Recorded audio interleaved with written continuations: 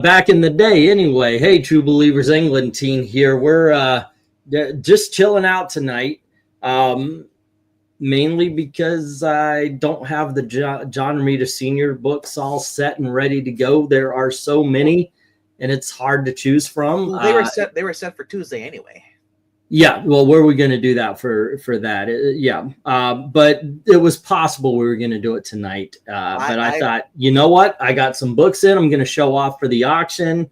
And I looked up. I was like, well, if we do a show tonight, what can we talk about? And I saw on Bounding Into Comics and Mary Sue are my go-to for good old-fashioned clickbait titles, because they are always doing something weird. But in this case, it looks like Chris Claremont has weighed in on the whole our mutants and just straight up an allegory for Martin Luther King and the other guy, Malcolm X, or as I've said over the last more than half a decade, that the X-Men are actually everybody, because everybody feels awkward, feels put upon, or like an outsider at some point in time in their life, and that's what it was originally about. But of course, it got kind of hijacked. So I thought that might be a good opening topic to talk about, and then we can move on to whatever you guys want to talk about, as our live streams usually do. I mean, say again. I was just say Claremont can only speak for what he wrote for 14 years. Outside of that, everybody else wrote something else. Well, here's the thing. When you talk about Fantastic Four, that's Stan Lee's baby. Stan Lee and Jack Kirby did 120 issues, or nearly 120 issues, one way or the other. When you're talking about the guy who really understands the X-Men, I think Chris Claremont has. We should ask. But what I would. Oh, I'm sorry. Go ahead. We should ask Roy Thomas. Remember, he co-created everything. Oh, he created everything. Yeah. The weird thing about everybody, turning on what Roy Thomas said is Roy Thomas, his contributions to comic books cannot be well, I guess he overstated it, but he is a huge. He is just huge in the world of comic books. So I can't go off on him on just It's not like Roy Thomas didn't create or didn't write so many excellent it's not stories. What he said. It's when he said it. He said it after the other two guys who could dispute the claim were dead. Died. Yeah. Oh, okay. So that's what people make fun. That's what they make fun of on the Geeky Puppet Show. They say, "Who do I think for everything?" Roy Thomas. There you go. As the beaver. Hello to everybody in the chat. One Slick, Dark Admiral Comics. Maranya, hello. Hope everything is well with you. Patrick Sargent. Kevin Boo, what's up, my friend? How you doing? It's been a while. Although I believe X-Men are everybody's allegory, or at least an allegory that is future-proofed. I always looked at the X-Men as doing the right thing for everyone, even the ones that fear hate you. We're going to get to that in this. I read through this just to see what angle, or maybe if I could shorthand it, like if it was too long. It's not. But I actually do like the way they handle this. A lot of times, Bounding Into Comics is a little too much on our side. Sometimes I know that's weird. You're supposed to be woohoo, we're part of that team, but no, let's tell people the truth. We don't have to weigh it down on our side if we've already got truth on our side. I thought this was Rich Johnson again, same website. No, that's bleeding cool, and I don't even think they talk about comic books anymore. Is there a difference? Yeah. Yeah. So anyway, let me go through this here. We'll talk about. Let me pull this down so I can actually look at comments while we're talking about that. I can look at the comments too and let them read off. Alrighty, and let's see. Bounding Into Comics did do this thing where they've got this big, like a shade pulled down. Yeah, it's like it just seems like we're not getting the full picture. And here's the dumb thing about if you're gonna have that feature, advertise something in that spot so they constantly see it. So you're constantly bombarding with advertisements. And offering a particular authoritative perspective on the ongoing discourse regarding the thematic implications of the fan favorite super team, legendary X-Men writer Chris Claremont has argued that Rather than viewing Marvel's merry band of mutants as a hard one-to-one analogy for the plights of real-world minorities, readers should instead be approaching the various members of Homo Superior as nothing more than normal, really cool people, he says, which is actually a change. And that's why I've got on the thumbnail here, is DEI dead? Because Chris Claremont even steered into it's all about black people. It's all about gay people. It's all about basically anybody who's not a white male who is Christian. So just to hear him kind of go back this far is a sign. I don't know if it's a good sign. I don't know if anything is going to come from it, because I don't know how much Chris Claremont's writing versus everybody else. I do have thoughts, and I was thinking about doing a good old-fashioned video, and I never get to these things. I have ideas, and I never actually fulfill them, but I do have an idea about one of the things I think is what's destroying comics as far as the writing is concerned. I know you can say, well, it's, 4chan writers and all that kind of stuff, but it's kind of the mindset that I want to talk about. Anyway, the article goes on to say, for those unfamiliar with the topic, there exists an ongoing debate among comic book fans. It's not. It's people who don't understand versus people who do. There's no real debate. They're wrong. Whether or not the plight of the Marvel's X gene-carrying population should be read as a not-so-subtle metaphor for the struggles of real-world minorities.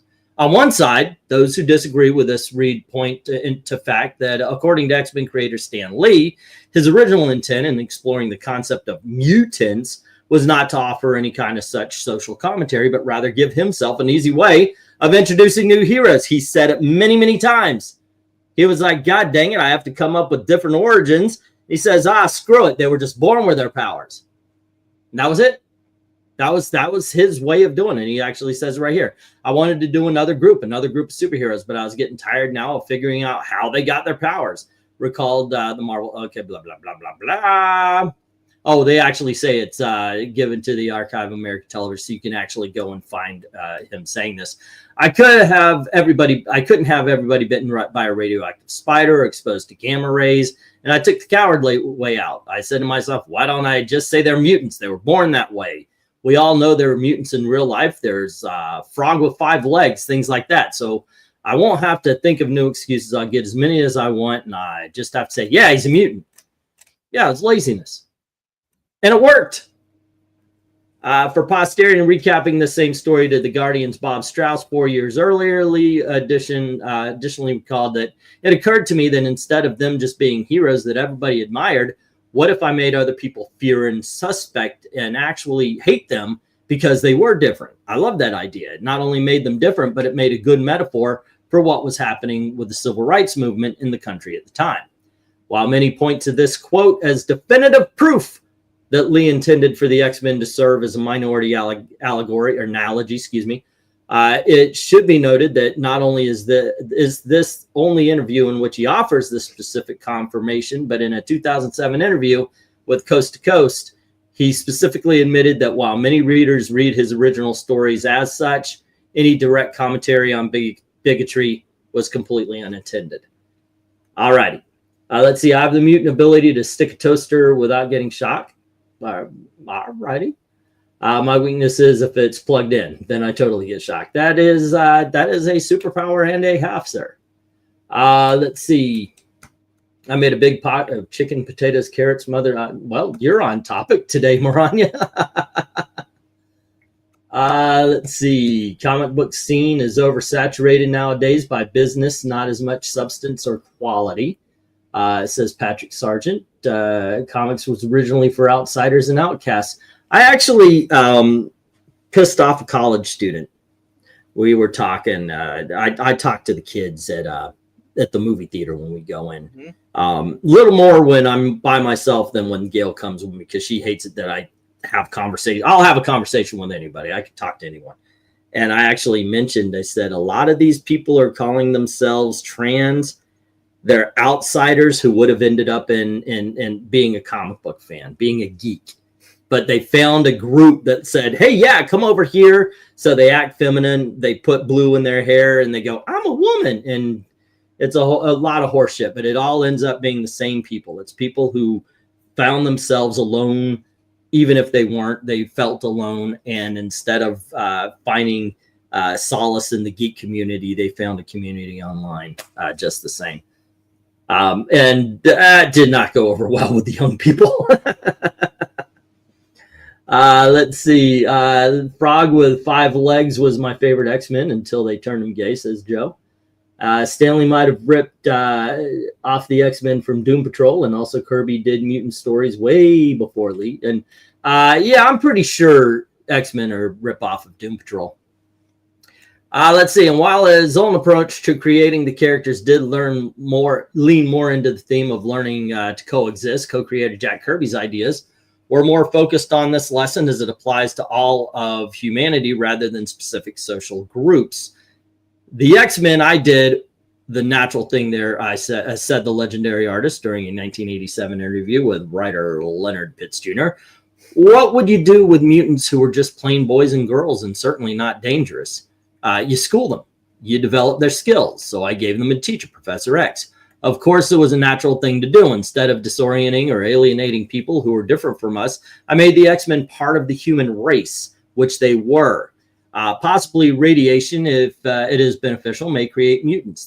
That'll save us instead of doing harm. I felt that if we train mutants our way, they'll help us, and not only help us, but achieve a measure of growth in their own sense, and so we could all live together. And that's Kirby's thing. Oh, by the way, if you guys read a biography on Kirby, he's a hippie.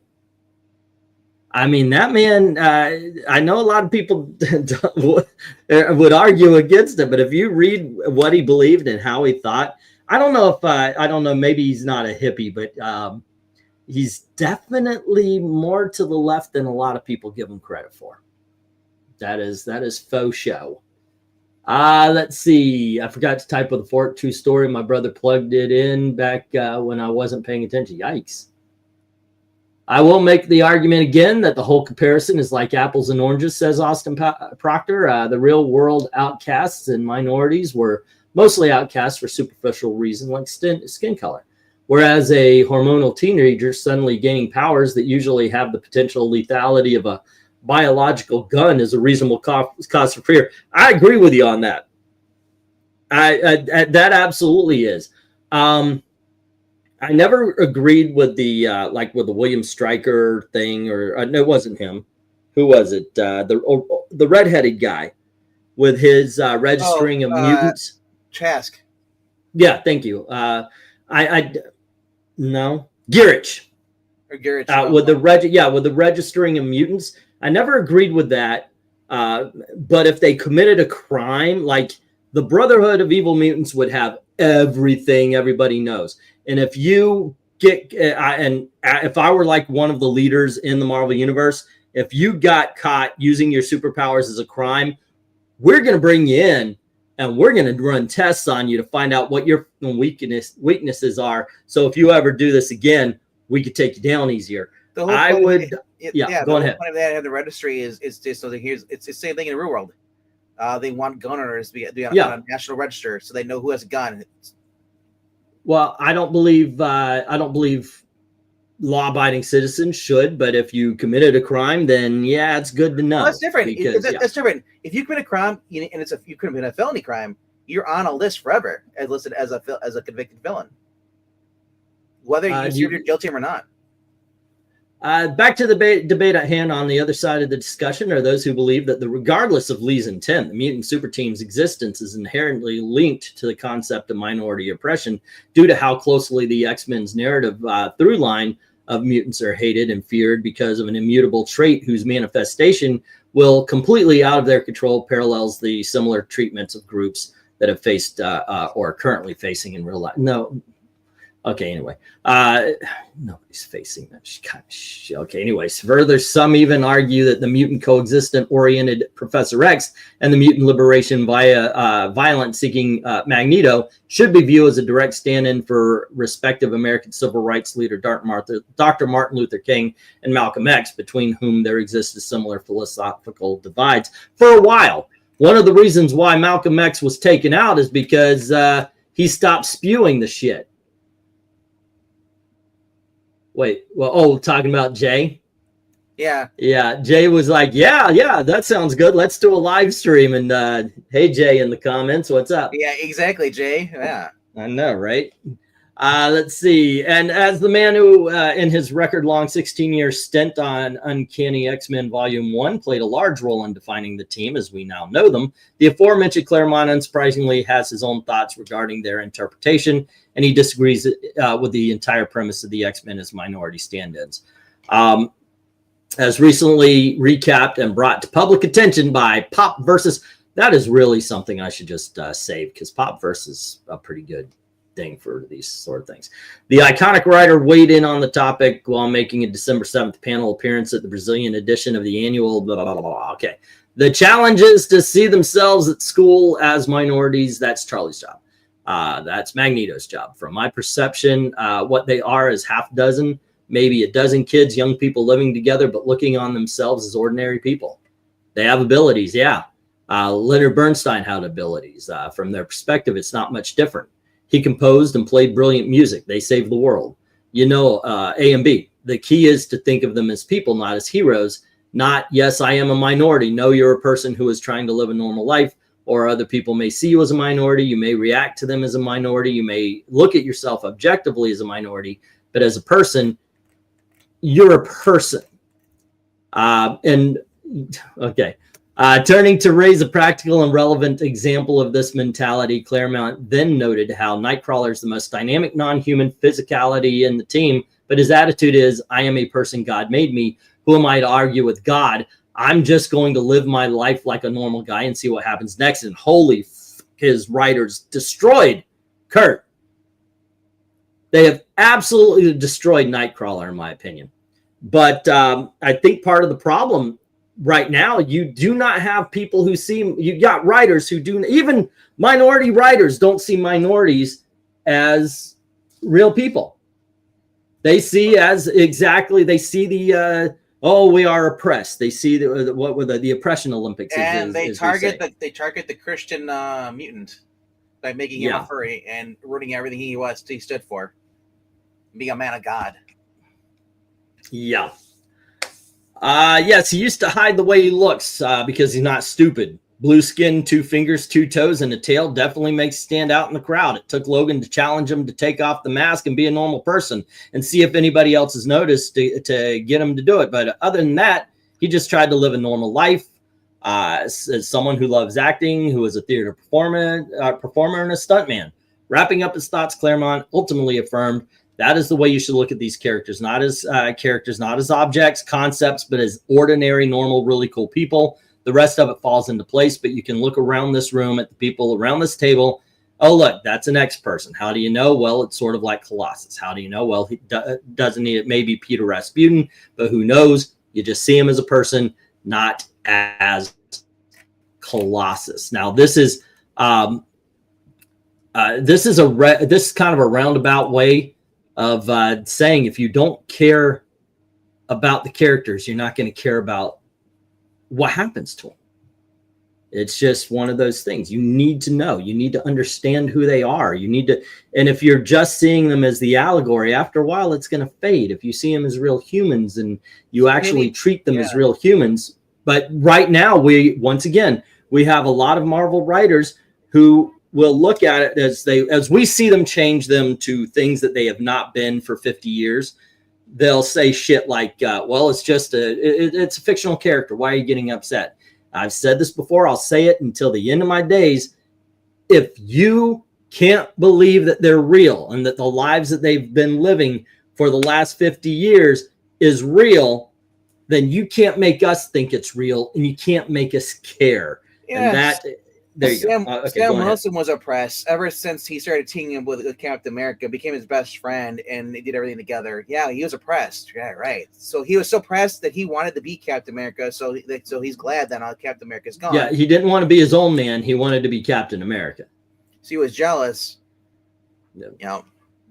And that my take on it is exactly that. The reason I'm glad that Chris Claremont said this.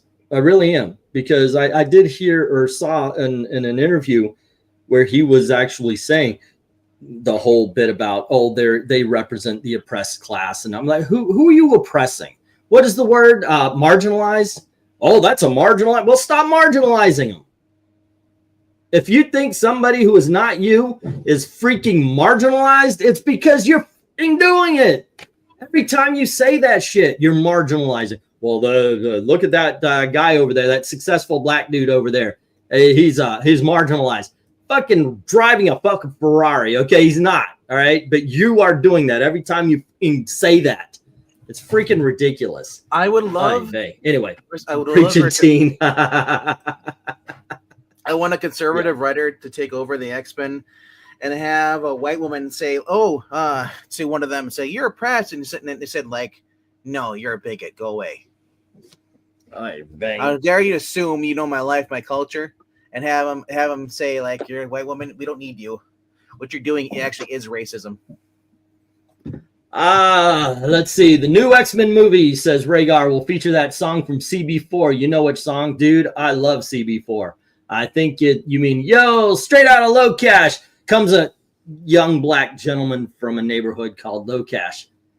Yeah. Or y'all talk about, I'm black, y'all. I'm black, y'all. I'm black, and I'm black, y'all. Yes. Not white equals oppressed. That's their philosophy, says Jose. Didn't they turn Nightcrawler into a leftist serial killer? Do you know what the best actual form of the X-Men I loved? It was actually the X-Men cartoon from the 90s. The original X-Men. Okay, I gotta say, I started watching X-Men 97. I didn't watch it when it first came out because I never finished the 90s cartoon. Yeah. And I watched it and I'm like, this is really good. And I can't watch it until I finish 97. I've just got to go back over it. Well, like when we watched the 90s cartoon, they deal with the anti-mutant Hades and stuff. They weren't dressing around with MAGA hats, no, but they have guns. But they weren't saying, oh, these are clearly Republicans, these are conservatives, they're MAGA. They weren't doing that shit. Mm-hmm. As now that's what you'd see in the comic books today. If there's anyone like that. Let's see. We got Austin saying, before Richard Meyer's meltdown, he had this argument I always liked. X-Men for the first few decades were an adventure book. They fight villains. There's a soap opera element. They go into space. That pretty much sums it up. Yeah, it wasn't complicated. Ethereal saying they hate Christians, but Muslim countries won't allow it in the comics with gays. So yeah, I could see that. I mean, by that I don't mean I agree. It's just, yeah, their religion and all. Let's see. Most of my favorite X-Men stories are just them fighting weird bad guys. I guess I didn't get the memo of what the X-Men mean. I don't know. For me, the Brood Saga had always stood as one of, if not the best. I'm actually surprised I don't have a trade paperback of it. Friends of Mandy and the Great and Creed stories in the cartoons. Yeah, I love those. Yeah. I really do believe. I think the Brood Saga might be my favorite X-Men story. What's yours? What is you guys' favorite? I mean, it was a complete ripoff of the movie Alien, but it was fun, and I got to tell you, I was around 14 when it came out, maybe 15. When did it come out? That was late 80s. It was in the mid. It wasn't late. It might have been like between I was 13 to 15 around then. 86 probably. But yeah, I really thought that was a cool story. And yeah, the Hellfire Club story, the Death of Phoenix story, basically that's it. That was freaking awesome. I do have a trade paperback of that. But those were some awesome times. That was first of all, it was a great time to be a comic book collector. One, this was you didn't have as many distractions, and the video games were Atari, which, by the way, I played a lot of Atari, but it wasn't so time consuming. It was very much a game that you could play a couple of levels, you get killed, okay, time to go outside and play. It's not like now where it's like, this is a 50 hours worth of story that you got to follow through. And you if they redid that, literally the game would just be them. Let's kill cops. Yeah. With the current X-Men, they are anti cop, I guarantee you, they're anti-government. Let's see. Everyone always talks about the marginalized. Nobody ever talks about the butterized. Exactly. It's all fake. Let's see. Like when Barnes & Noble's during a past Black History Month where they replaced the book covers with black characters instead of promoting black writers. That is ridiculous. Go read Robin Hood. Yeah. Robin in the Hood. Go once you watch the Dark Phoenix story in the actual cartoon version versus the actual book. I'm curious to see what was different from that, because I really liked the 90s. Was it 92 or 90? It was 90 or something like that. X-Men 94. I wish they would actually. I don't know if they have an omnibus for this, but there should be a Phoenix Saga and a Dark Phoenix Saga. The Phoenix Saga, of course, is when she 101, I believe it is, where she's coming out of the plane. From there until the Hellfire Club story, where we get the Dark Phoenix and the Death of Phoenix and all that kind of stuff. I don't know if there's an omnibus of it, but there should be, because that's the entire story. You know what they should have done? What if the Phoenix had lived? That would have been a great what if, right? You know, just like Elektra. They actually had that. They have both of them, as a matter of fact, in the original What If series. Yeah, I know. It was a what if. Now let's do it. Yeah. Dude, I love the Friends of Humanity and Graydon Creed stories in the cartoon, says Rhaegar. The Brood Saga is awesome, says Jose. Especially the first one. I was only talking about the first one. It's like in the 160s, basically, for the X-Men. They did the villains really well in OG episodes. Apocalypse was speaking Shakespearean quotes, says Rhaegar. The Hellfire Club's story arc is one slick's pick. I honestly prefer the Brood story than Dark Phoenix. Don't know if it's my all-time favorite, though, says Jose. I do. I love the Dark Phoenix saga, don't get me wrong. But yeah, that Brood saga has always been my favorite. First reactions for Captain America Brave New World have been revealed, and they've been mixed. I'm kind of figuring that. I'm going to go see it on Thursday. Like I said, me and Gail, we have those AMC cards because it's really the only thing to do in Muncie, Indiana, to go see the movies, and it's the cheapest way to do it. Let's see. The cartoons knew how to do Dark Phoenix, says Rhaegar. Wish movie makers took a cue. I know, right? Like they did it twice, and they got the same guy to fucking write both Dark Phoenix, and he freaking messed it up. Hello, everyone, and good evening, says Lark Bark. Glad to be here as usual. Oh, I subbed it. Well, thank you. Thank you very much. Yeah, don't forget to hit that notification bell. Check out the Coupon link. That should be in the description box. God dang it. I do forget that from time to time. Yes. All right. Yeah, you are right. I always forget the Ko-Fi thing. I am really bad at promoting myself. Some people know how to play the YouTube game. I am not one of them. I've been around. I refuse to back off on the language I use, and yeah, that just you don't promote yourself. Remember, you gotta promote yourself because no one else will promote you. That is true. The dog world. It's a dog eat dog. Okay, what's going on? Close, and then let's put this in the chat. Zoink and pinned. There we go. Alrighty. Thank you for reminding me. Let's see. Larkback might be okay. I miss Jim Lee's X-Men run from the 90s. That's my favorite era of the X-Men. It was pretty good. Jose's agreeing. Let's see. I am the rock of eternal shore. Crash against me and be broken. Apocalypse. That's sweet. Do you have a lot of What If comics? I get them from time to time. If I could get a lot of them, I would, but unfortunately, they don't actually really sell for. Yeah, I guess I got if I get them, I guess I got to get them to where I could sell them for $5 or less because they really don't sell around here. Certain ones would, like the did What If Phoenix survived. The what if Peter Parker saved Gwen Stacy? Those tend to go, but a lot of them just don't. Alrighty, and yeah, I sure did hit the notification. Thank you, sir. I certainly appreciate that, and I'm sure that RDV is saying, "Please, sir, go on over to Geeky Puppet Show.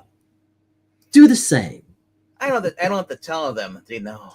They already know. It's instinctual for most people to subscribe to Geeky Puppet Show. That is a good thing. Alrighty. I mean, I would like you to do it, but I'm not gonna sit here and beg you to do it. It's up to you. Either you really want to be somewhere, or you don't. But I do appreciate the people that do show up. I, on the other hand, will beg. Yeah. He will beg you, and he'll kidnap you and force you to watch. That's it. Yeah, but basically it. Let's see. What I just talked about was posted on February 5th. The last one was after making public allegations, former nanny files lawsuit accusing Neil Gaiman and ex-wife Amanda Palmer of sexual assault and human trafficking. That's something. But it's February 4th. And then the last comic book thing that Bounding Into in Comics did about comic books was January 21st. It's like all these sites, all these supposed comic book news sites aren't even talking about comics anymore. You go over to Bleeding Cool, which used to be the premiere. And what do we got? Dark Winds. Okay, here's one. Bubble Ghost remake confirms March releases. Okay. The Hunting Party, Cobra Kai. Here's one. Joe Casey gets his complaints about Weapon X-Men spoken by Deadpool. Alrighty. So there's two. Captain America Brave New World TV spot teases adamantium importance. Yeah. I wonder if they're all dying out because everyone's just sharing everything on Twitter. No one goes to any of their websites. everybody just basically talks on Twitter. Has become the hub again. Now that you can't be censored anymore. Yeah, except for we can. They will find a way to shadow ban and censor and all sorts of stuff. On Twitter? I'm not on Twitter. Oh, okay. I thought you meant YouTube. All right. No. No. Yeah. No. As I said, Musk has turned it into basically you go on there, create an account in there, and as long as you're not lying, because there are people who purposely go on there do spread real misinformation. You have nothing to worry about. But I said so don't basically So basically, if you talked about something, back up proof, show receipts. Oh, I dig this. Leon says the old ones, like what if what if they married Mary Jane? Yeah, when I say, I mean the original. Whenever I talk about what if, but I'll take either one. The only ones I don't like are the ones that are basically Elseworlds. To me, what if has to have that. It has to have that fork in the road. Wait. Where it's so Spider-Man saved Gwen Stacy, but what if he didn't? Elseworlds, that's DC, and they're more like it's a kind of a what if concept. But it's more of a different universe than a fork in the road. There would be a new one. There would be a new one out. And it would be a what if Peter Parker and married MJ, and it says they didn't. Fuck you. Yeah. Sign the management. What if Peter Parker did not have that one more day?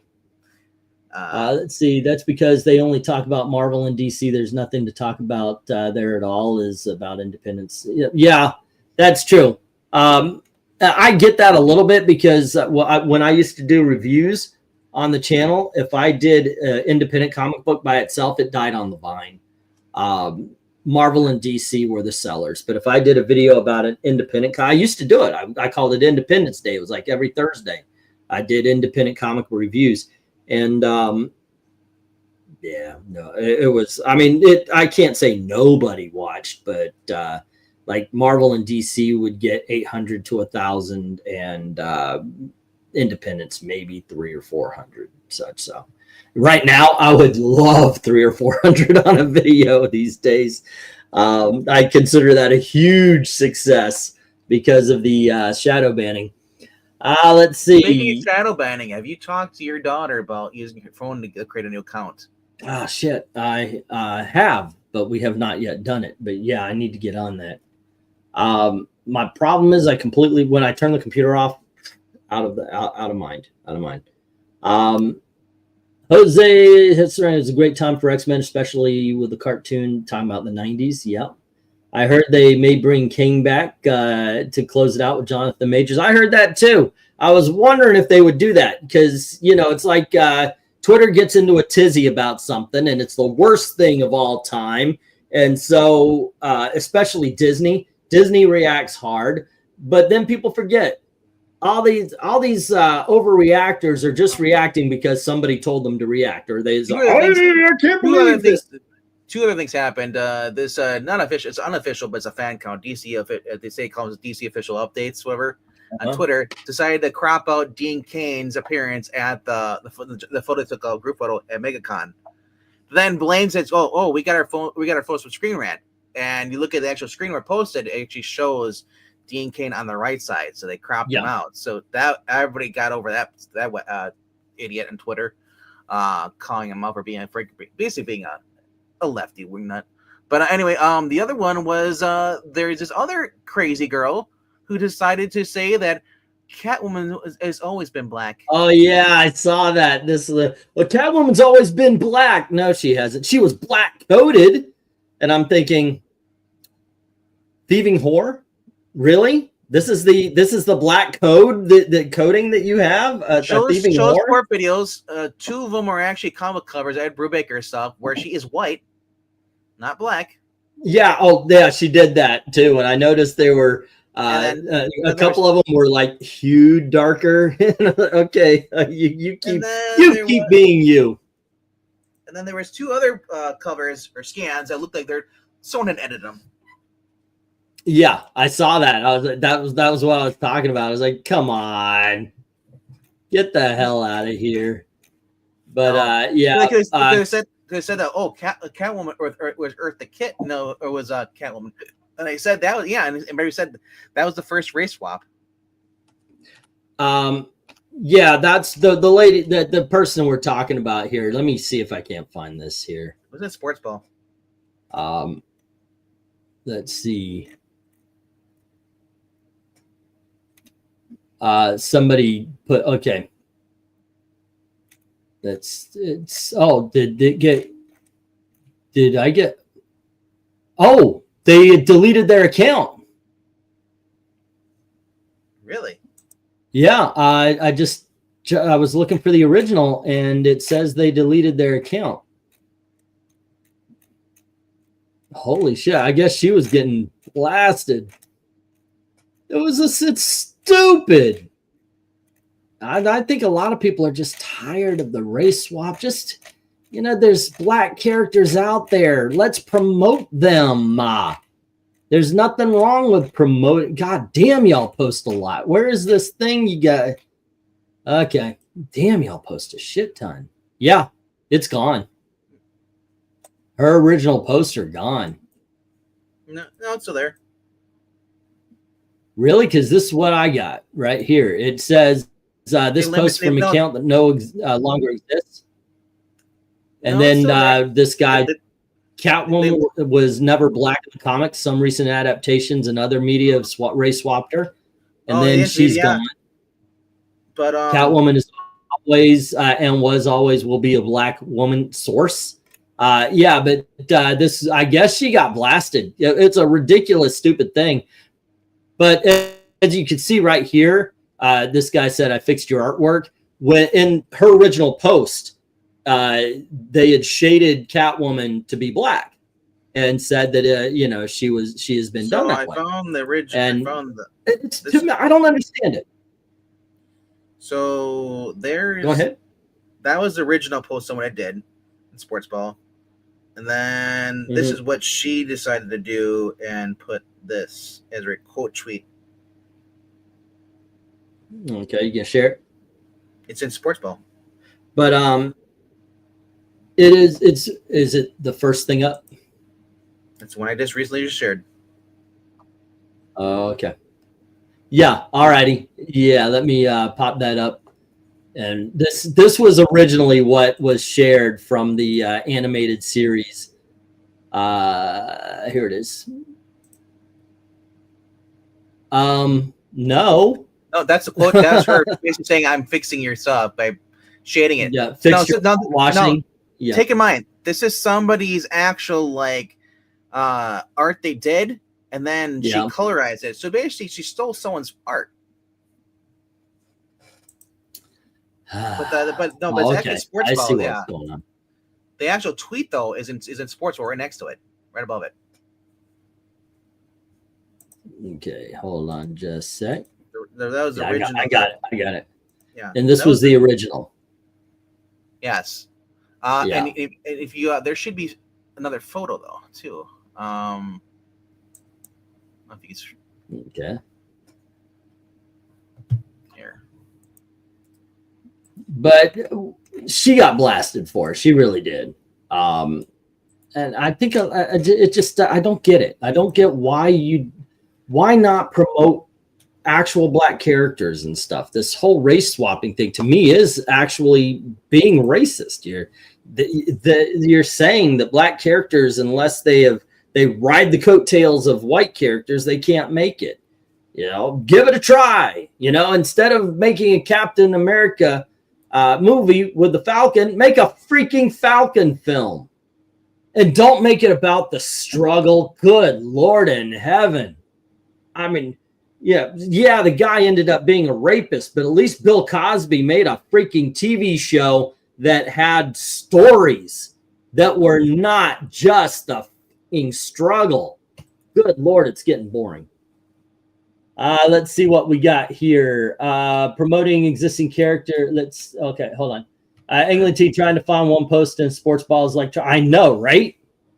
Here we go. This is what he's sharing here. So this is the original person that did quote tweeted. She took this photo here and decided to basically redo this with Selena Kyle.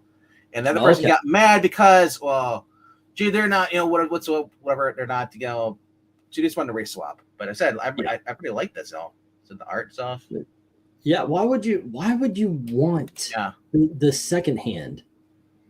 Let's see. She's going by Halle Berry's Catwoman or Eartha Kitt as opposed to the original Selena Kyle and every Selena Kyle since, or in between. I mean, I liked Eartha Kitt as Catwoman. I'm fine with that. I thought that was hilarious. Yeah, it looks like they got a well-deserved community note. I love this. Berry's portrayals Catwoman have been black. She has been portrayed by white women, including her first comic book appearance and first live action adaptation, Julie Newmar.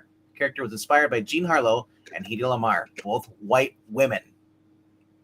Yeah, it's ridiculous. But she was but when she said, but she's black coded, and all I could think of, she's a thieving whore.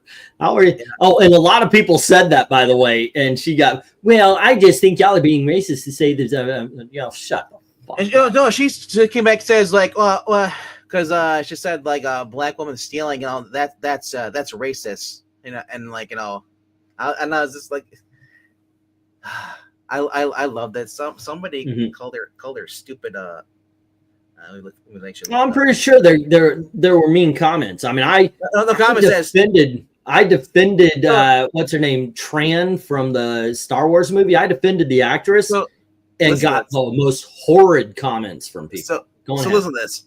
Someone replied back, says, "Me when I get all my information about a character from Tumblr," and that person just Jam Jew Burner, right? Mm-hmm. You using the "you" from Tumblr, thinking that it isn't the only think it is.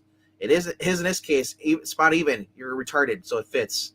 Yeah, and she was the first Wonder Woman. That person was getting dragged because she had over like plies, quotes, tweets to her, where getting over 3,000 to 1,000 or more just hearts, where she got 7 hearts for her effort.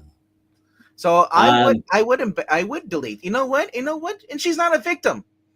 She said something stupid, couldn't handle it. Then don't say something if you're afraid of that. If you ever find I was canceled once when my brother said something about Richard Meyer. He thought he was insulting Captain Cummings, and this is when DNC was at his peak, and all of a sudden people were coming down on me hard. The best thing, don't respond. There's no point to it.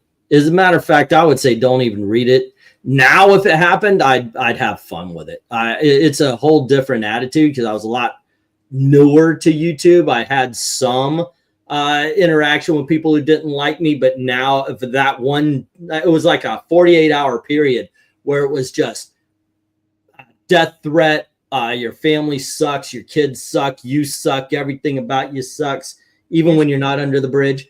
It was really just a huge bombardment of negativity. And if you put yourself through it, you could get it could get to you. But now I don't care. Now, back then I was still newish and I never experienced. I experienced occasionally. You got a comment or two about a video or something, or those were stupid, but nothing like this. And it really did wear me down to where I was like, God damn, I'm thinking I should just take a big ass break. Weaponized nerd rage of all people. He was like, nah, man, what you need to do is just go on and don't even talk about this. Just do another video and act like it didn't happen. And I did. And that's the way to do it. Now it's like, dude, be better. This wasn't even funny. If I demand a better troll. If you're gonna get onto my my comments and you're gonna say negative things, at least be funny. You can't insult me. You're not my wife. You're not my kids. Of course, I care what my friends think, but not to the extent of my wife and kids. So, yeah, you're not really gonna insult. You're not gonna hurt my feelings. They can, because I care about them. But random YouTube troll, not going to do it. So at least be fucking entertaining for me, please. Yeah, I would have a lot more fun getting canceled now. Marania is saying promoted existing characters of X checkbox status is too much work. Easier to co-opt a well-known character. By the way, actually, Marania, I talked to a Marvel editor, and they said exactly that. I said, why not promote the lesser known characters, or why not promote a new character? And they said it's too hard. You make Captain America a black guy. He's got a name, Captain America, that people recognize. Blue Marvel. Anybody who reads Marvel comics likes Blue Marvel, but Joe Normal doesn't. So they have the undaunting task of promoting this character that we all love. I wish I could show you, because it won't pop up on PC stuff. That person's content is deleted, but I have the quote tweets. I found the quote tweets from my original link in there for my mobile. Fixer whitewash it. I can't show it off. But I can read it off though. The princess of I Love Comics is here. Hello, Ashley. How you doing? There is Eartha Kitt and Halle Berry, but like Catwoman is usually white. I actually thought, when I heard Halle Berry was going to be Catwoman, I thought, wow, okay, that's great casting. Yeah, I go with that. And of course, Zoe Kravitz, which I read, but I don't remember who said it, about how she did look like Batman year one. Queen of Kiwiville says, delusional, racist, art thief, fake fan, and a plan by CIA to make black people look bad. Pick a damn struggle, babe. Taking someone else's art with zero permission, editing, and then claiming you fixed it in 2005. You can tell they haven't showed in months. Yeah.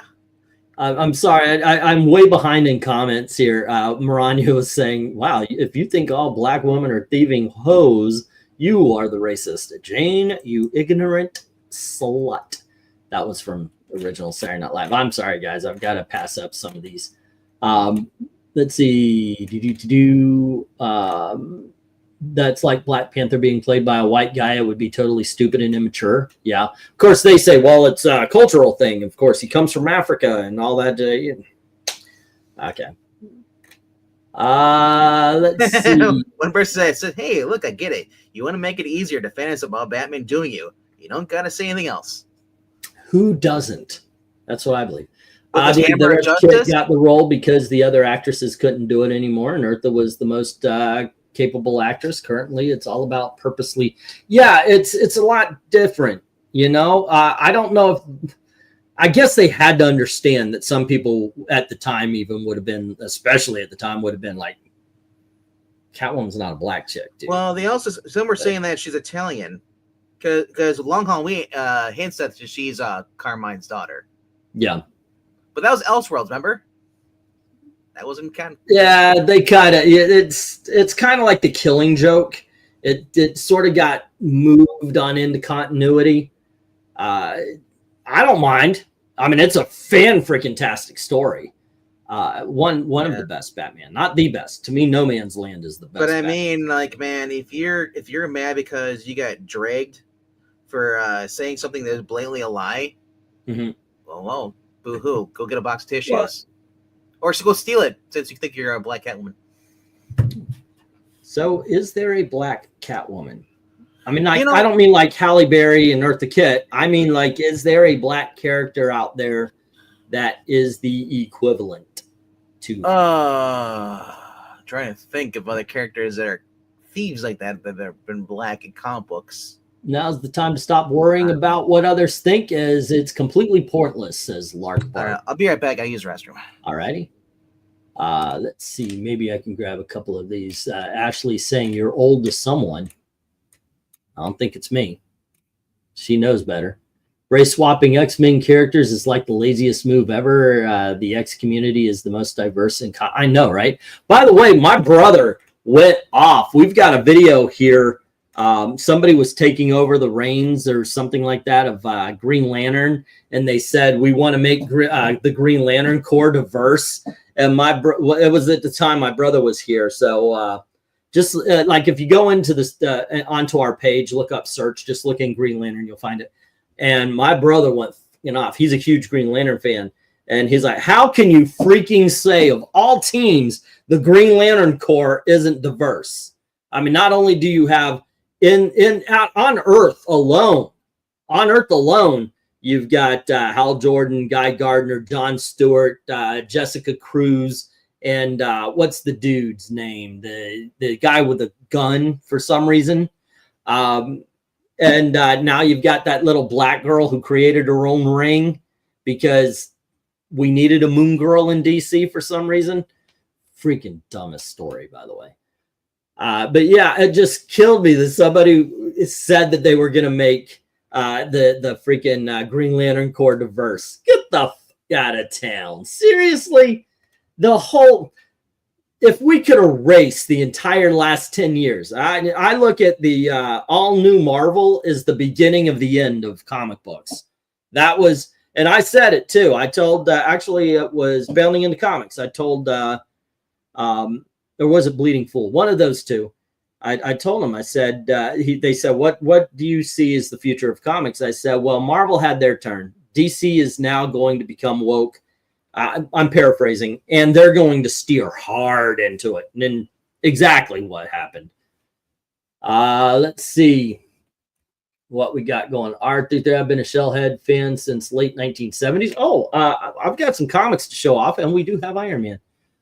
There's a black cat in the new Ultimate Spider-Man, and her character is flatter than Kansas Ivy. Yeah. Okay, ignorant people who say we're making these characters not look good because we don't want to avoid the male gaze. If you are dressing, if you are looking, if you are doing anything because of the male gaze, you're letting men control what you do. If you shaved your fucking head because I'm going to avoid that male gaze, you are letting men control what you do. You're just making yourself ugly to do it. I mean, you could say that somebody who dresses in a beautiful sundress and just wears a nice light layer of makeup, nothing too whorish or anything like that. You could say they're dressing for the male gaze, but so are you. It's just a different reaction that you're going after. It's a ridiculous fucking thing. And they do that with the characters now. And I pointed out in the video I did about Monica Rambeau, about how racist Marvel was towards Monica Rambeau. My Captain Marvel, by the way. When I was growing up, I wasn't into Marvel. That came later, which I'm not really into them at all, really. But I talk about how Captain Marvel, Monica Rambeau, was Captain Marvel for like 10 years. And then they created, I think it was Genevieve or something like that. And they talked about the name. Oh, I'll be Proton. You could take the name because he was your dad. And then 10 years later, Phyla-Vell comes in. And Genevieve takes Monica Rambeau's name again. And Captain Marvel goes to the kid or the son or the daughter or whatever. And then after Ms. Marvel has a good run, they decide, okay, you know what? We are going to we want to be a more diverse comic book company. And we want to make Captain Marvel the focus of Marvel Comics. We want to make the Captain Marvel the biggest character of Marvel Comics. And so, okay, they did Carol Danvers. But then over the last 10 years, when they decided she's going to be the big character, they stopped drawing her looking like she did in the 2000s with the Warbird outfit and the big boobs and looking like a woman. And they slowly decreased the size of the boobs and increased the size of the shoulders to the point where you got that. You guys know what I'm talking about. This cover. And she looks like the freaking Aryan poster child. I kid you not. I kid you not. Oh, and by the way, they also lightened the skin of Monica Rambeau from her first appearance of Amazing Spider-Man. So, just saying. Let's see. Oh, I meant her personality is flat. I went on that whole thing. Let's see. I have that number one comic of Monica, says Leon. Monica was my Captain Marvel growing up too, says Dan Alvin. X-Men will be retitled as well. I got the thumbnail. Apparently they did something about like Bishop's X-Men or something like that, where they were in a universe where everybody was black. Let's see. I'm a Green Lantern fan as well. I'll be damned if they ever DEI the Green Lantern. It's like stop with the woke propaganda. Yep. Let's see. I hate that they'll probably make the X-Babes ugly in the new movies. I hope not. I don't think the male gays care about women shaving their heads. Yeah, okay. Let's see. Yes, the age of Carl Manvers. Yes. To be fair, Brie Larson looks like Carol Danvers.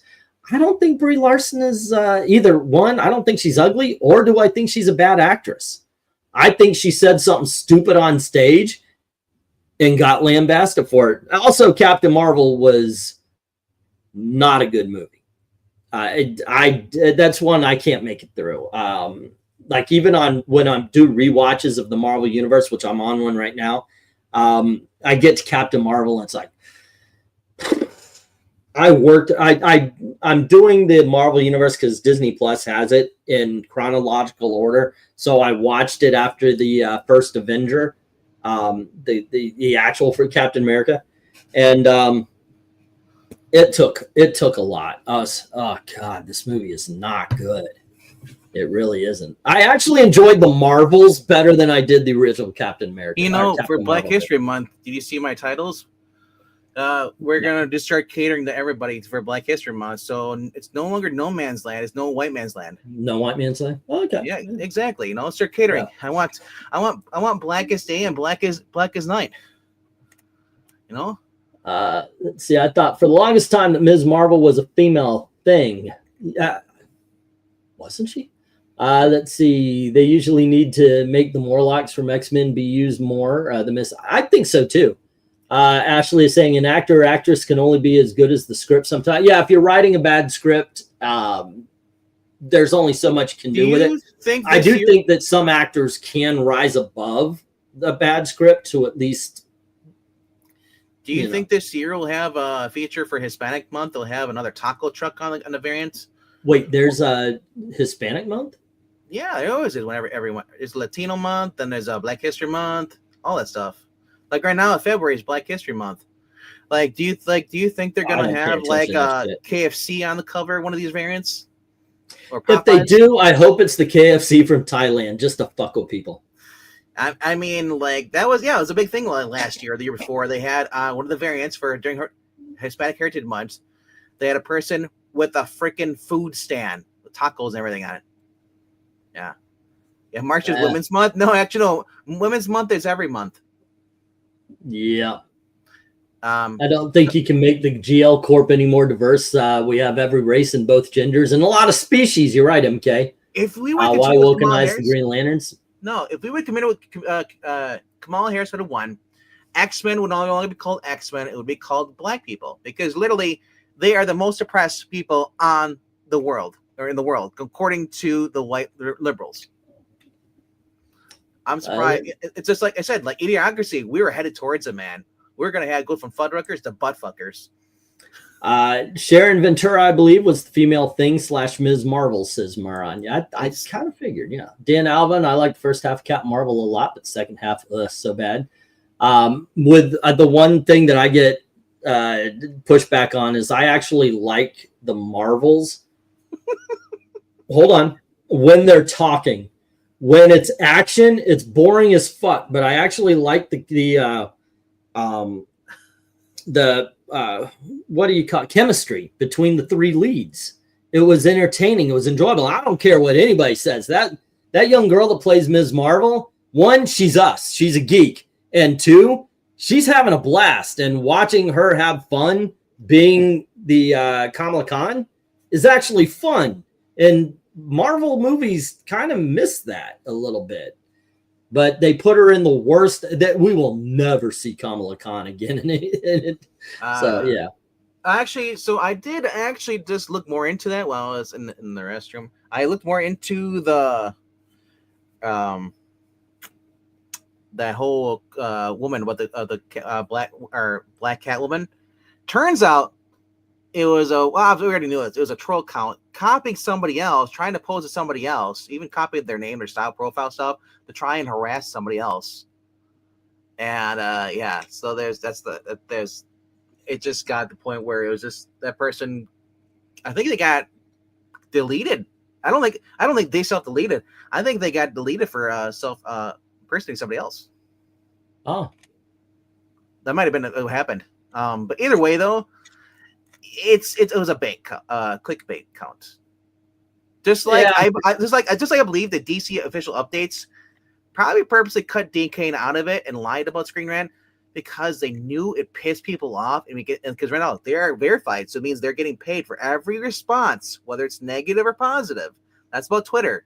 I could go on there and say that the X-Men are racist, and I would get bombarded by a bunch of weirdos, leftos. You know what though? I get paid for it though. Buy your blue check mark so you get paid for interaction, and then say that the X-Men is really an analogy for how minorities attack white people. Or I just go on there and I just say that Kendrick Lamar is a crappy singer, and then I get bombarded by people who actually thought that he actually was singing. No. You know the best part of that was? Nobody thinks that. The best part of that is when somebody dubbed over and actually put country music and had him actually dancing to the country music. I was like, it actually lined up.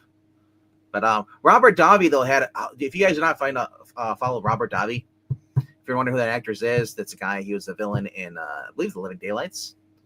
He was also in Agent Johnson. And he's in the Goonies. Yeah, that too.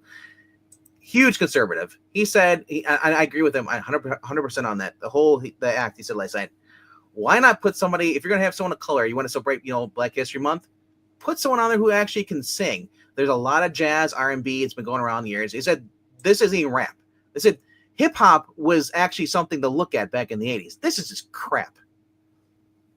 Oh yeah. I agree. Actually. Yeah. It's just bad. I mean, I don't really follow rap. But I've been around long enough to recognize what good rap is. And that was not it. Yeah. And I never, dude, Robert Davi is a guy who appeared in a few small roles in a few movies. I never think you'd be like, dude, that guy's becoming my favorite actor in 20 years from now. Well, he stepped up. He spoke out, and that's why he's not getting much work anymore. If he is, he's probably going through conservative, maybe some stuff like Daily Wire.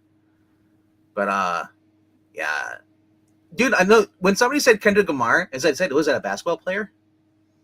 Literally, I've never heard of this guy before. I haven't either, tell you the truth. The other conspiracy is that Kobe Bryant was set to sue some pharmaceutical companies, and that's why he died. There's that rumor flying around now on the internet. I thought that was interesting. I was like, what? So I will be darned. I can't find my pictures from Thailand anymore. We had a really important question for Agar, and I can't believe I said that. That's a first. He actually he said KFC in Thailand. Yeah, I was trying to put it I was trying to find the picture, but I was walking around Thailand and I noticed there was a t-shirt that had Hitler on it and it said KFC. Okay, I thought that was weird. And then I would go to another night market and there's the shirt again. And I noticed it's not just night markets and flea markets, such like that. It's in shops and everything. And I thought that was so fucking weird. Ashley saw the t-shirt. Yeah. Because I didn't buy it up, but I took a picture with it because I couldn't freaking believe it. But in Thailand, not the official mascot, but in Thailand they have Hitler as the mascot for KFC. I shit you not. It just that amazed me. What's hilarious is my mom finally joined the ranks, the people who got banned from Twitter, or not Twitter, but Facebook. Facebook. How did she get banned from Facebook? Well, she's wanting to because she only shares stuff through Messenger. She doesn't go through the actual website stuff. So they said they're blanket statement whenever they ban somebody says for content sharing. How old are you talking? Because Run DMC was kind of big when I was a teenager. You know, it's almost 50 years ago. Yeah, that's what I'm saying. Rap's been around long enough, so there's old men who like rap. You know, it's just the way it is. It's just well, here's the difference. There's after hip-hop. A while, you can really tell what's good and what's not. You had hip hop and R&B in there. That's what you had in the 80s and in the early 90s.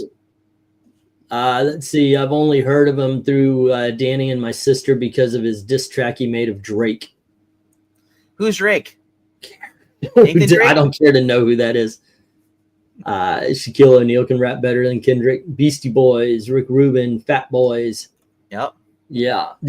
And I get it. That was the beginning, and I guess people got better at rhyming. Like Andre 2000 or whatever his name was. What was his? It would have been more entertaining to watch Vanilla Ice go up there and rap than what I saw that halftime.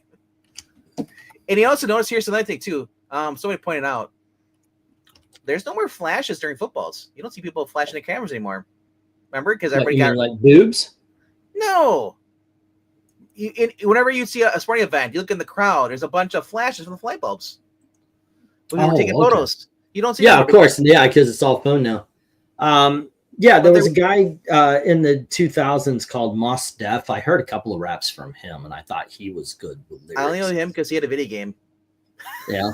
That's the reason I know. By the way, I could kick ass on that Def Jam Temptation or what it was called. It's very weird that they use such a niche artist from a polarizing genre of music that most people wouldn't jive with, given the demographic. Here's the other thing. Somebody said, "Oh, it's because the boomers don't get it." There was actually a message. What was the message? That you don't like good people that can sing? That's it's because what's his name? Samuel Jackson popped up a couple of times with some lines. It's like this is bullshit. What was the message? I'm black. I'm oppressed. I have no idea. It was he was supposed to be Uncle Sam. It's like, guys, you're not even doing it right. What I mean is rap has a culture that doesn't respect people getting old. People will love Ozzy until he's croaking. Same for Morgan Wallen when he gets it. That is a true fact. Yeah. That's something that Chris Rock said in the 2000s. He says rap music, it's here today, gone today. And that's how it is with rap artists and rap music. Yeah, there you go. Oh my goodness. Yeah, I don't know, man. It's just the point where I'm like, I missed it when you used to have good music playing. But everybody that could play that was actually good is old now. Rolling Stones, you're not gonna get the Eagles because one of them was dead. Playing at the stadium anymore. You're not gonna get any other rock bands. You're not gonna heck. I would have took Cheap Trick. Cheap Trick would have been. Yeah, they did some. Hello, K. Ojo. Greetings from Raleigh, North Carolina. I used to live in. Hope you're staying warm over North Carolina. Goldsboro, North Carolina. When I was about 7 or 8. Yeah. right across the street from an Army base or an Air Force base. I remember planes, so I guess it was Air Force. But yeah. It's kind of funny what you get used to, because after a while we didn't even hear the airplanes landing. You know, it's just got used to it. Huey Lewis and the News would have awesome, and any Super Bowl, I don't care. They're great. Yeah, they were.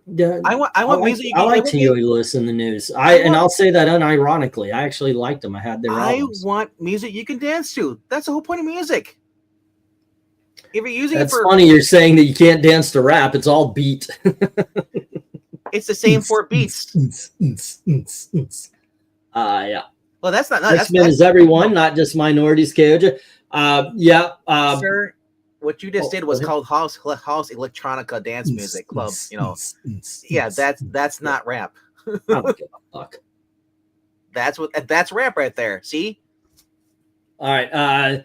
Yeah, we did talk about that, Kyoja. My take on that has always been that the X-Men are supposed to be everybody. It was supposed to represent that awkward feeling, you know, this outsiderness that everybody feels at some point in time, and not just one for one. And thankfully, Chris Claremont came out to say exactly the same thing. I feel like this all came about because the X-Men, there hasn't been many that black characters in the comic books, so they probably thought, oh, look at these white people thinking they're oppressed, so let's start actually putting minorities in there and get rid of the white people. That's all it is. Not enough representation. All right, you want someone in there who's oppressed? Okay. Well, guess what? You can't identify them because you're not oppressed. If you're black living in America, you have opportunity to get a job. This isn't the early 1900s. Even before that, 1800s. There's no such thing as form of slavery anymore. Unless you live outside in the United States, maybe over in other countries where they do impose slavery, North Africa, you know, but China. Like I said, like it's let's see, people will tweak and call it or twerk and call it dancing. Speaking of which, do you consider twerking? No, I do not. Twerking dancing, I've seen people say they think no, it isn't. It's slapping your ass cheeks. It's gross, by the way. I don't understand how guys find that sexy. God bless you if that's your thing, but to me it's gross. My one niece is gone far left. She's not coming on stage. She's gay yet. She hasn't done that thing, but she has the septum ring, the nose ring. And when I told her, it's like, the reason I said this guy they're putting on there is Satanist. He's like, no, he's not. It's like he literally did a concert, dressed himself up as Jesus, had a crown of thorns, and was spewing pro-abortion during the concert. That's weird. I said, tell me how that's not sacrilegious. And then she shut up. Let's see. Comics like rap nowadays, most people are just fast food comic machine. It really does seem like content rather than substance. Yeah. You know, you remember when YouTube first started, and it would be, hey, we're doing a top 10 of this movie. Look, it's did you know that the guy from Goodfellas and the guy from Home Alone are the same people? Can't unsee it. You know, it seems like modern day stuff has kind of reverted to that, where it's not really anything of substance. It's just, like I said, it's just content. You know, do you know what the rest of us cannot unsee? You just got so close we could see up your nose. Yeah, well, yeah. The big question is it mustache hair, or is it actually coming straight out the nostrils? You know, if you get close to the screen, you look thinner. I do. Yeah. No. Let's see. The Doors are one of my favorite bands. They created music that is truly timeless and something we'll never experience again. Favorite song?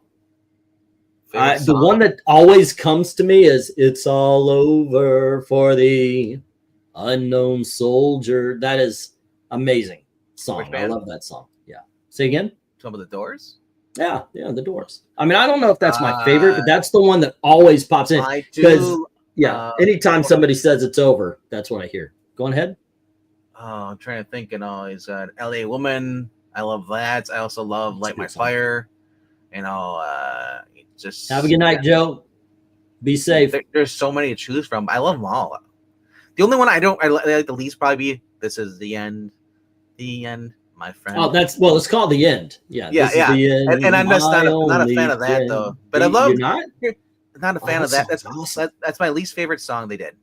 I like the rest of them, but I mean, I understand why you wouldn't, because it's like 72,000 minutes long, and he does that bit at the end. Father, I want to kill you. No, but I mean, like, you have Riders on the Storm. You know, Yeah. that's a long song, but it's got the rain effect. You know, Killer on the Loose. It is pretty good. It creates a mood. It really does. But I got the greatest hits or best of when they did a concert. They were doing their concert live in like they're in Woodstock, and Richard's like started talking. What's your sign? He's like, sign? I don't believe in astrology bullshit. Like, he actually, because like I said, people probably paint him as being out there hippie and stuff. He wasn't. He was just an alcoholic. But he had a gift for poetry and stuff like that. You know, he wasn't like, you know, crazy person. You read his poetry. Well, he was probably drunk writing most of it. So I did. I was very much into, like, when I was a teenager, I was very much into reading biographies and stuff like that. And I read the book that The Doors is based on, the movie, which, by the way, I have read many things after that said it was all a load of shit. But it kind of made me go, okay, let me check out some of Jim Morrison's poetry. It's kind of like 10 years later, everybody was saying the same thing about a singer named Jewel. Oh, she's a poet, and it's beautiful, and my life has changed for the better. I read her poetry. I'm like, oh gosh, this is pretentious shit. Rager, we're talking about the Doors singer. Morrison. Yeah, Jim Morrison. Let's see. Did it do top 10 nerd? Is that who did those things? Someone save Rhaegar. Somebody save. I don't know where's that explanation. Oh, Lady Gaga was looking like Wednesday Addams, all grown up. I didn't see her last night. No. Last night, she at the beginning of before they kicked off, they cut down on the Bourbon Street, because remember that's where they had the shooting and stuff. The shooting, yeah. She had this big old floppy Southern hat on. She was trying to identify as being she's from the South. Oh. And then on top of this, she bleached her freaking eyebrows again, so she looked like creepy. I did not know that. I didn't see her. Let's see. Sensationalism. Patrick Sargent saying sensationalism and ignorance sells clever and quality products. Don't as much. Welcome to YouTube. Let's see. Excuse me. MK was bringing up the rumor that the Marilyn Manson was a kid from the Wonder Years. Yeah, that was debunked pretty quickly. Yeah. By the way, that show does hold up. I actually visited. I never sat through like a full episode. I couldn't. What's up, Mr. DC Comics? How you doing? Third Base was a good hip hop group, says Patrick Sargent. For Lark Bark, the best Doors song is Crystal Ship. The Crystal Ship is being, I forget what it was, the lyrics, but 1,000 miles, 1,000 years. Yeah, it's a really good song. We have Google. You can look up lyrics. I don't care about it. It's a biopic. It was meant to be a load of shit, says Rhaegar. I like what Dennis Miller said. You don't need a 3-hour movie to do the Jim Morrison story. I'm an asshole. I'm a singer. I'm drunk. I'm dead. Done. The Smallville theme is still really good, says Great Googly Moogly. Somebody say, yeah. A lot of people want it. By the way, my family got mad at me because I would put the Smallville discs in and I would fall asleep. And after an episode, it just kind of gets to the menu and that song just kept replaying. Do you know, speaking of that song, I want the body footage camera when Tom got arrested. I want that song playing over it. Somebody save me. A lot of people want to categorize Jim as a drug addict, but he was mostly an alcoholic. Well, he had his thing. Anything worth doing is worth doing right, ladies and gentlemen. Let's see. The Doors movie is an exploitive film, says Lark Bart.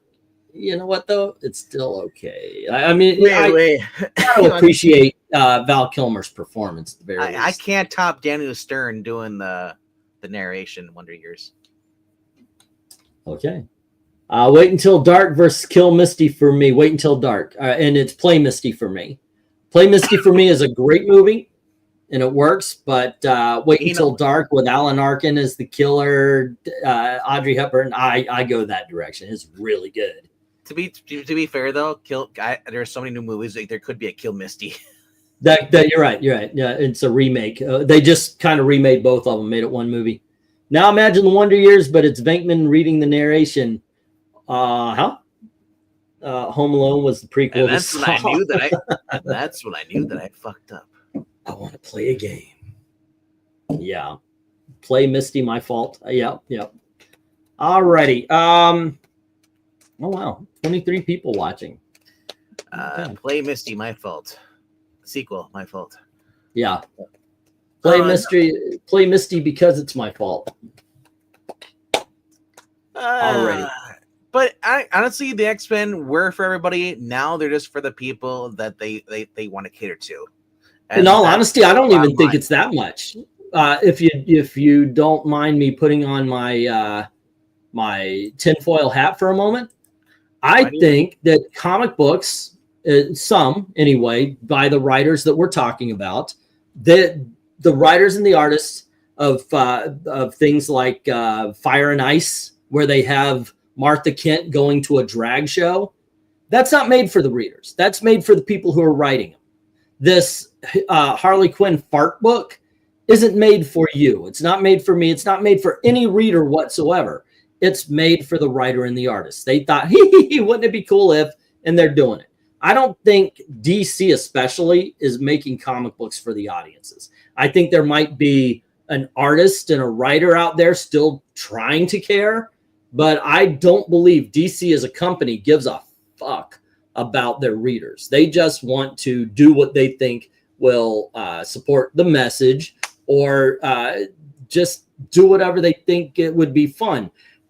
Back in the day, people like Mark Waid or Kurt Busiek would say stuff like, our job, the first job, is to do no harm. If you get a Spider-Man book, if you get the Hulk, if you get the X-Men, it's your turn to write stories for sure, but do no harm. You can change things, but you can't harm the characters.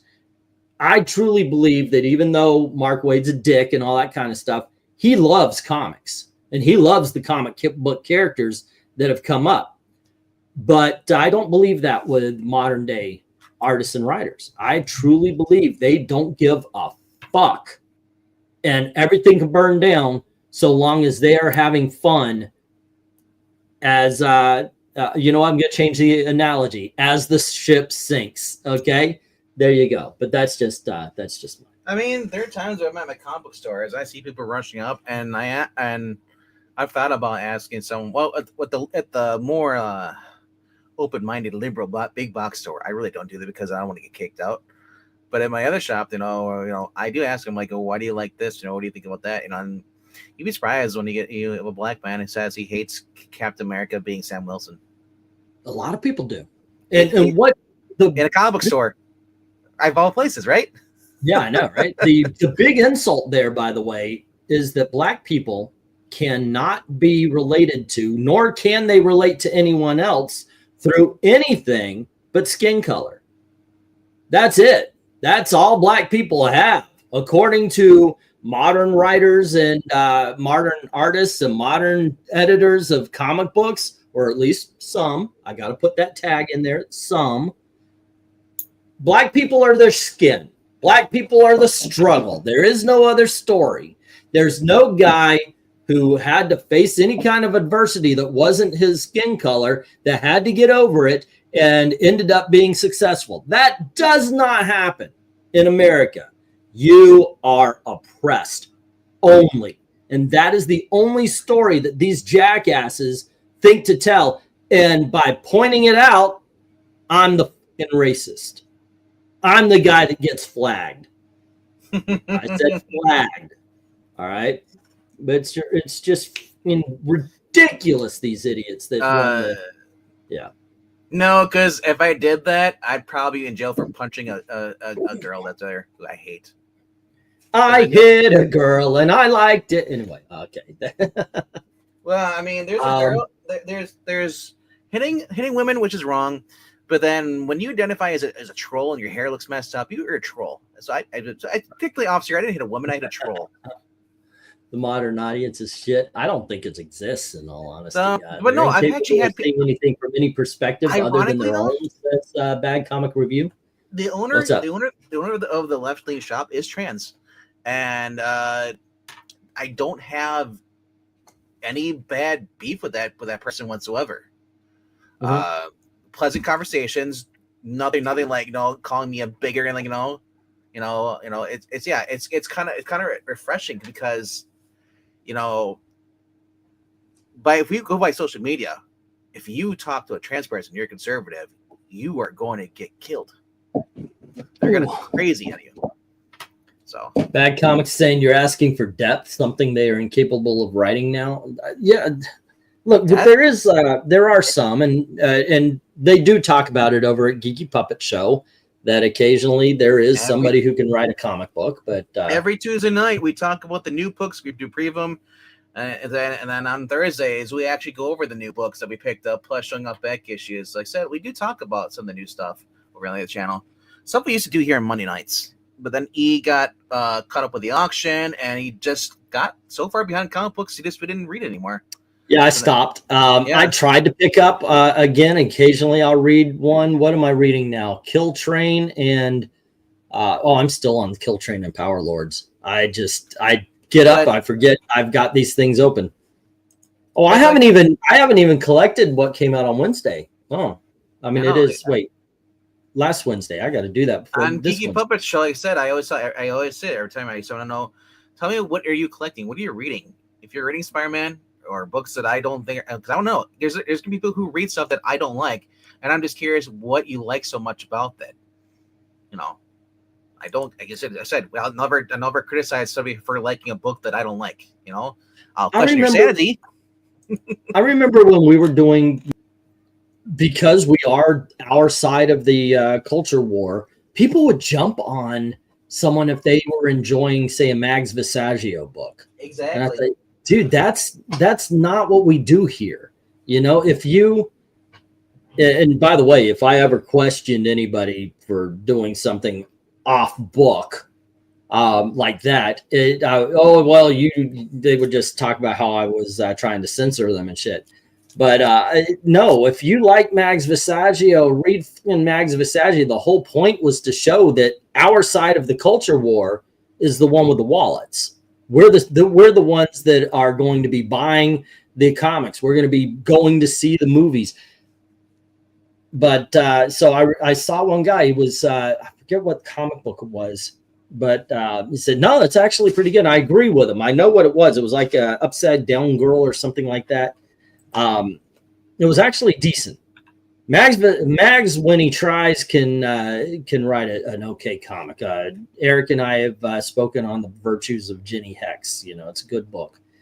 But yeah, I never understood. Don't bash somebody because they like what they like. It's obviously we might not like it, and somebody with a video camera and the balls and the freaking ego to get on YouTube will tell you why they don't like shit, Let's see. That gives me an idea. I should go into comic shots and do that, says Rhaegar. What? Vinkman, can you videotape yourself going to the Butthurt Leftist comic shop? Overnight Star. All right. I just posted through RDV. That's me. That is my YouTube channel. If you do want to follow it, you're more than welcome to. Leave your opinion, comments, stuff.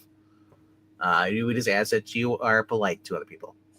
I do like Denny Cohen, by the way, Patrick Sargent. I don't think any of the writers for MCU Sam Wilson have read a single Falcon comic, says Austin.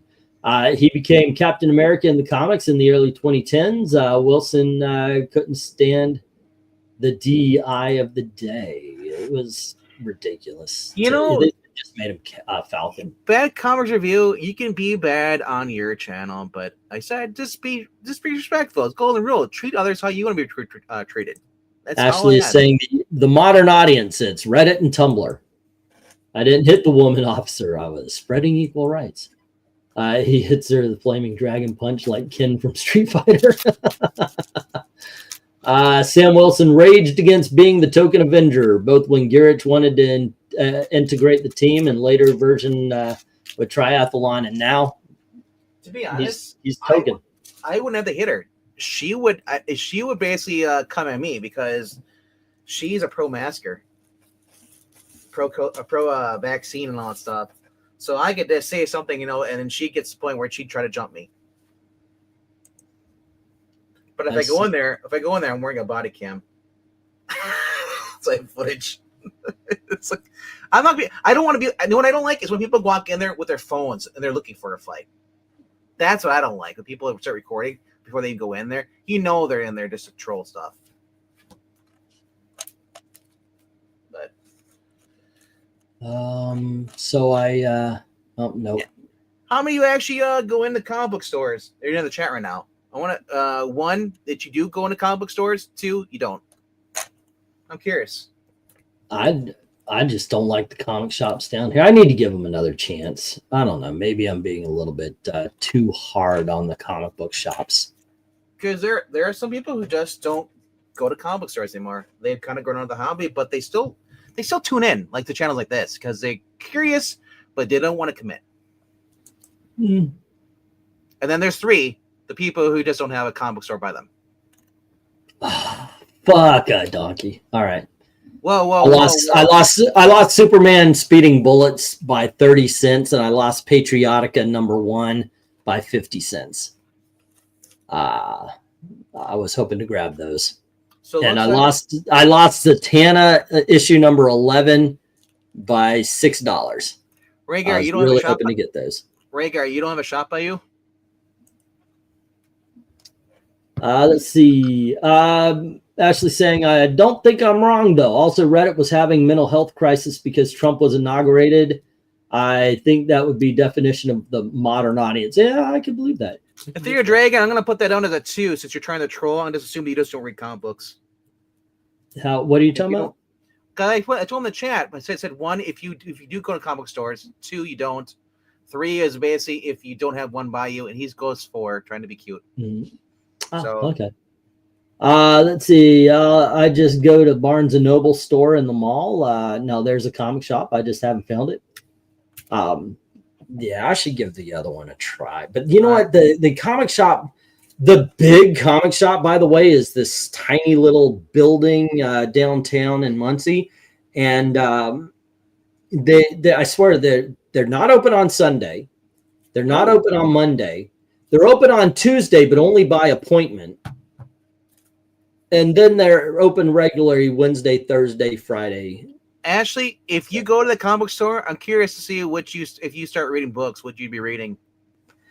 Yeah, and Ashley, get to know Key Comics, and if you guys are selling them cheap, send them back. I haven't gone in, though. It's a little like a shop by my work. Sounds like a drug front type. Yeah, it does. It's just a weird opening time. And the other guy is kind of, if there's not other people in the shop, the other comic shop guy will follow you around talking. And he thinks you going, well, okay, I'm going to go over and look at this. He thinks that means follow me and talk more. It's kind of weird. Yeah. But it's horrible because I used to have I was in Orlando and had all sorts of comic shops and everything. It was so much better than this. Anyway. Like I said, I'm just curious to see who actually are in this hobby, still watch these channels, actually do buy comic books and read comic books. Yeah, we because I remember I had a guy I have no hatred toward the man, but his name was Maverick Spider-Man. He strip all the time, and he used to bitch about and say how the big 2 sucks. And I asked him one time, when did the last time you read comic books? He said 20 years ago. And I said, you're full of shit if you think the big 2 suck, if you're not even reading the books today. You're going off of somebody's opinion about books. You're not actually investigating. Yeah, I get what you're saying there. You know, form your own opinion. Yeah. Oh, this movie sucks. Did you watch it? No. See? Same thing. Yeah. But if they say I heard, that movie sucked. That's the thing, but nobody says I heard this. I hear people that say like, "Oh yeah, the big two suck." Can I ask? Like I said, when I asked you, like, well, have you read anything the past 20 years? No, I don't. I'm not. So it's like, so you're going off of what you've heard. Then to say that, don't say like, "Oh, it sucks," because you don't know for sure. That's what I mean. I just don't like disingenuous opinions. That'd be like me going outside and telling you, like, the sky is blue, and then you start to believe the sky is blue without going outside. Oh, there you go. I would trust you, though. Also, New Mutants, Fables, and I did enjoy the Marvel Zombies versus Army of Darkness, says Great Googly. Most recent I read was the worst X-Men ever. Well, any recent is. I used to read The Runaways to the point where you freaking screwed up my volume 1, by the way. You owe me one. Sandman, some of the X-Men comics, God Loves, Man Kills is one I read a lot. The one in Humans book where Medusa has the kid and Power Pack. Yeah, I tried. As a kid, I read her The Fly from Impact Comics, and I tried to get her into Zatanna and Power Girl, but yeah. I don't know. I would never tell anybody that I'm an expert on comic books, but I said I do read books and I do show them off every week. So you can tell what I'm reading. But like I said, but I just don't like when people come on and say like, "Oh yeah, this is that." It's like, okay, back up. Don't just talk out of your ass. But I said in general, I'm just curious to see what people are reading because I know I'm in a group of circle with we all read kind of the same things, and only one of us has something that they're reading something else. So I like seeing other people are reading something different from me. I don't know, what do you find interesting about it? Because I might go dip into it and try that book then. Hey Ashley, this you read my original graphic novel Into the Ground, but this is the same story. They put it into a trade paperback. This is that original graphic novel, however. So Ashley, you have a new book to destroy. Yep. Yeah, it is that original story, and then I think it's the one shot, from the 1980s. In here as well, so that's good.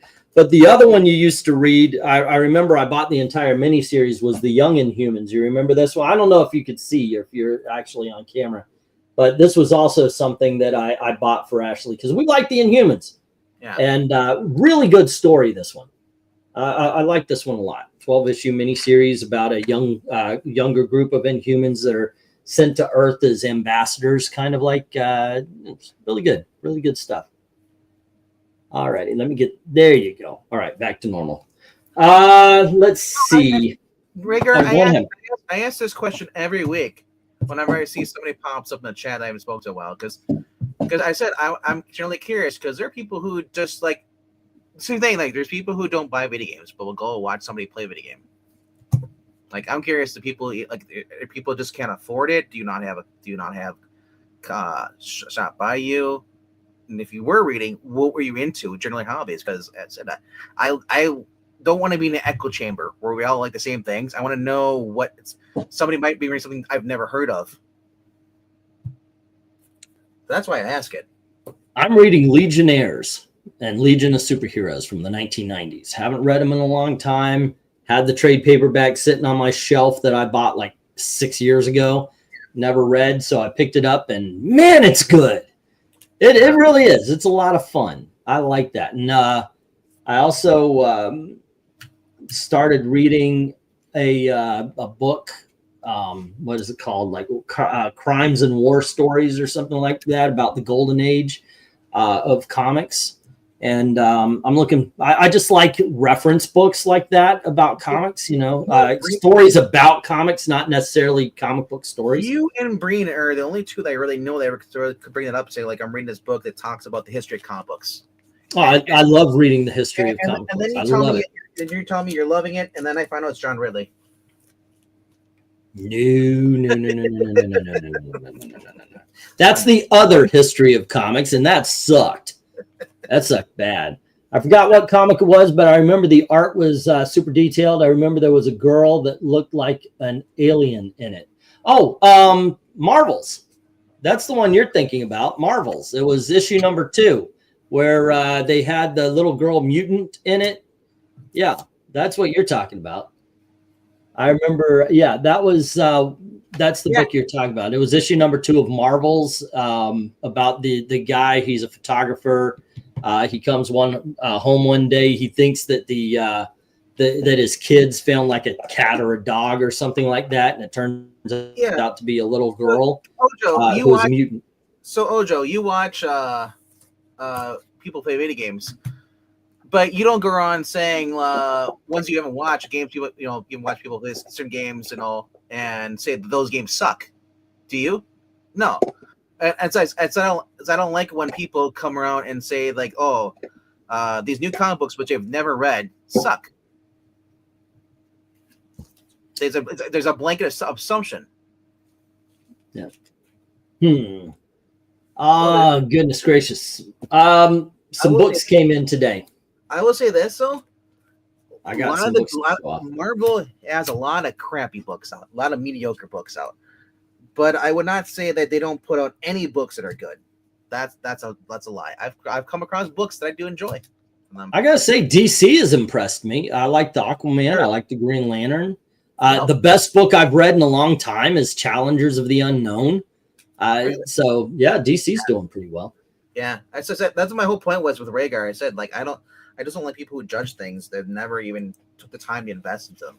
You know? Yeah, I get that. You can respect somebody who has an opinion of something. They're telling you their opinion, but they've seen it. They've been through it. Yeah. But in general, though, I mean, if you're not reading new books, if you are reading any older issues, back issues, what are you reading? That's another question I always follow up too. Like, because obviously we all have different tastes in books, and I'm always looking for new things for me to try. So that's basically what my channel is. My channel is basically I get every Thursday or Tuesday or every Thursday, and I get to tell you what books I'm reading, and then I ask the channel basically what are you guys picking up and reading, because that way. It's just basically a book club. That's all it is. I'm telling you what I'm reading. I want to know, what are you reading? There's nothing nefarious about it. No, oh, you're reading that? Oh, that book sucks. No, I don't do that crap. It's, but yeah, I don't know. It's just a way to hang out and talk about comic books. That's literally all it is. I don't really think that the books that I'm reading are the better books than any of you're reading. I do, on the other hand. Well, that's your opinion. You're welcome to it. It's not on my channel. Oh, I like this. Ashley saying I did try to read that one Starfire daughter one that was absolute trash to the point where it insult to trash. Yeah, that was pretty bad. I'm not Starfire. Yeah, I'm not Starfire. Yeah, I found a recent book about the Claremont burn era of X-Men. This guy did his homework. His Instagram is great. It's called Classic X-Men 1975. It's on Amazon. I'll get it someday. Let's see. DC Absolute books are interesting. Well, the Superman Batman ones are, says MK. So it's something you have to be careful with. If someone is watching a video game and doesn't like the visuals, the story of the video gameplay, you can absolutely have an opinion on it. I agree. But here's the thing. I'm talking about if you're not, like I said, with the comic books, But the thing is, if you're watching a video, you're experiencing it in one way, shape, or the other. You're seeing it. You may not actually be playing it and feel the tank controls or something, but at the very least, you're having an experience with it rather than just going off somebody else. I said is not getting in the movies and TV and stuff. I said the comic books. That's my point where people were going online and saying everything sucks today. I was getting the blanket thing, and I just got annoyed by that. It can happen that way, where it's just like, good Lord, you're a broken record. Change the freaking side. Just flip the side. That's all you need to do. Goodness. I can't believe some of these good books I missed by 50 cents. Feel like I need whatever happened to that Snowflake and Safe Space book. Well, it did come out, but I think it got canceled after a while. That was only meant to be a mini series. That was the new Warriors. Yeah. I think the first issue got leaked, and then they didn't do anything else with it. Did they actually leak a first issue? I never saw that. Yeah, I thought they 100% did away with it. It was leaked, and your boy Zach talked about it. That was last year. That. No, I need to find that. Where is it? that was before he started calling people birthday clowns. Yeah. It was just before that. I truly need to find it because I would like to read that. But it was never published into the public, but it was leaked online. Yeah, and he went through the whole entire first issue. Went through it. And he said it, and honestly, I think if I recall correctly, he said it wasn't as trash as everybody thought it was. No, there were some bad choices in there, bad writing, but it wasn't completely garbage fire. So, but like I said, do your own research. Alrighty. Don't be a cult member. I'm probably going to lose most of the audience on this one, but I want to show off these books and then call it. We're getting near the 2-hour mark here. Alrighty then, guys. Yeah. But these are books that came in.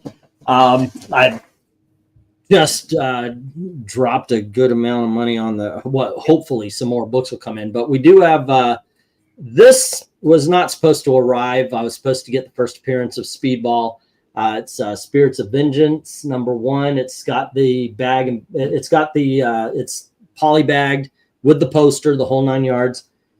Alrighty, I've got these. I'm showing them off. Basically, I put them in like these are 2s and then 3s and so forth and so on. Detective Comics $5.99. And I think that's the first appearance of Henry Drucard. It might be $5.98, but I'm trying to put together the whole blind spot thing. This is actually a $5 book, but I decided to put it in the 3s. This is Marvel Superheroes 80-page giant, 1993. All righty. And then we have issue number 92 for, I believe this is the winter issue, the Marvel Superheroes. And then we have the spring issue of Marvel Superheroes. Continuing the $3 books, Shazam! Issue number 22 from the 1970s. Did you see the spring issue? Yeah.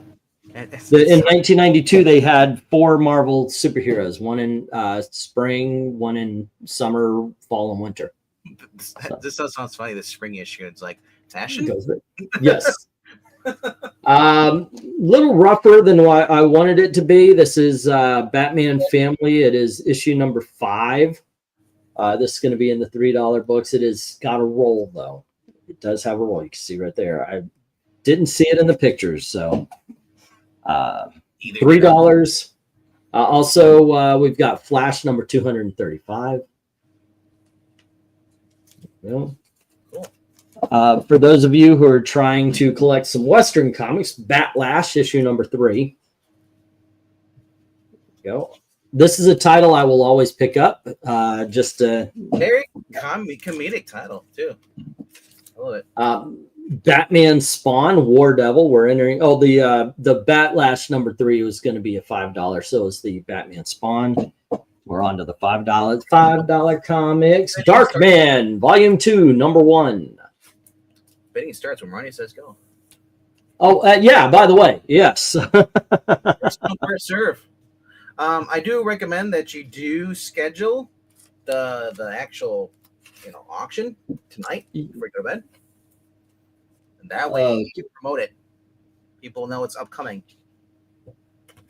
So people say, well, I didn't get a notification. Well, now you have about a couple days ahead of time to see, hey, yeah, I can actually make a thumbnail with the comics I've got on. Also, create a tab on your display page. You got to go into YouTube editor, and you actually I'm going to probably redo what I'm doing now as an actual video to put up on the channel. But that's what my point is. So people who they say they want notifications when they go to your page, they at least see that it's there. You gotta add the upcoming live streams tab to your actual page. Go through yeah, actually, KO Joe Darkman had 2 volumes. The first volume was the movie. It was a 3-issue miniseries, and then the second, the one I've got right here is the first issue of I think it's 4 issues, but it tells an original story with the character. Next up, we have DC Comics 100-page giant issue number 16, starring Superboy. No, I was just trying to tell you that when I go to your page, I get notification there's an upcoming live stream when you have one scheduled because you don't have No, the tab. I don't schedule stuff because in the past when I scheduled it like that, inevitably something would happen.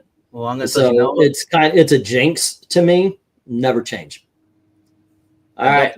Next up, we have Detective Comics number 467. Every time I did something, the computer would go down. Something would happen to the family, so I would have to leave. Yeah, no, I'm not risking my children's lives. Well, whether you schedule it or not, that's still going to happen. If you're doing we have Josie and the Pussycats issue number 83. And then we have Marvels issue number 1. Yeah, I didn't get the other 3, but hey, Marvels. All right, and then we have our Army at War, and this is issue number 283. I got some good Sergeant Rocks this time around. See, test those waters again. The Inferior 5, and this one is issue number 11. I got both the issue number 11 and 12. This one is not going to be $10 because the tear right there on the corner. All right. And then we have Firestorm. Yeah, I grabbed a whole bunch of Firestorm. Didn't go anywhere, but here's issue number 7. First appearance, Plastique. And then Captain Marvel, number 37. All of these are going to be in the auction this coming week, as well as some of the ones that didn't sell last week or the week before. The Phantom from Charlton Comics, issue number 34. Let's see. I'll check out that channel. Let's see what we got going on. Yep, limited series. Okay. Next up, we have Iron Man, issue number 63, where he's battling Dr. Spectrum. And then we have issue number 96, just a badass cover. That's a 10 right there. That is a badass Iron Man cover. What number is that? This is 96. Okay. And then we have Iron Man number 71. Also a badass cover. There we go. Marvel Superheroes from the summer of 1992. This is going to be a big dog because apparently this is one of the first battles. It's part 2 of the first battle between Ms. Marvel and Rogue, Carol Danvers and Rogue. It's telling that story. Let's see. Superman issue number 221. There we go. And we have Adventure Comics, and this is issue number 462, The Death of Batman. And that's the JSA world. Doom Patrol. This is issue, not Doom Patrol, but DC Comics presents number 52. Superman teams up with the Doom Patrol. First appearance of the Ambush Bug, which I was talking to my wife, maybe holding on to that because James Gunn is exactly the type of guy who would bring in the Ambush Bug. I was actually surprised to find out this was a big dog. I bought this book just to go into the booth because Disney books sell there. This is Disney Comic Hits from 1996. It's issue number 9. This thing's going for $10 to $15 on eBay. Nice. I was actually pleasantly surprised. I definitely want to buy more Iron Man issues. Well, Kay, I know where you can find 3 this Saturday, starting at 8 p.m. Eastern. If you're doing the wheel this week, make sure to pimp it. I think we have some different people than just the regulars tonight, says Dark Out. Oh, yeah, that's true. Every week we're doing a giveaway. When you buy a certain amount of comics, you get a spot on our spinning wheel. And this week is going to be a brand new copy of Jeff Smith's Shazam Monster Society of Evil. This is out of print. It is an incredible freaking story. Very well drawn, very well told. One of the best. And you need, say again? how many people need there to spend? It's going to be a $20 buy-in. So, like, by the way, you don't give me $20. What you do is you buy $20 worth of stuff, or you get a spot on the wheel. You buy $40 worth of stuff, you get 2 spots, 63, and so forth and so on. So there you go. All right. But yeah, it is absolutely fantastic, that book. It is so good. So good. Let's see. That's Are you planning on doing the other part? So I said, so basically you have 10 people put in 20 bucks. 10 people go on. The second winner gets $5 credit. That was what we talked about. You talking about that? Yeah. Published first encounter between the Brotherhood with Rogue and Ms. Marvel, says Jose. Yep. Oh wait, I think it's actually Ms. Marvel versus Sabretooth. I would say this though. If they're doing $20 buy-in, do a $10 credit. Because if it's a book that's not, if you want to do a $10 buy-in, then you need the $5 credit. You know what I mean? Okay. Yeah, that's actually a pretty good deal. I think you're right. If it's a $20 to raise the second prize with the, like, if I put an omnibus for $50, then it'll be $20 credit, something like that. Yeah, I think you're right. That is more enticing. Hopefully, it does actually lead people to buy a little bit more. But there you go. Okay, how to bid.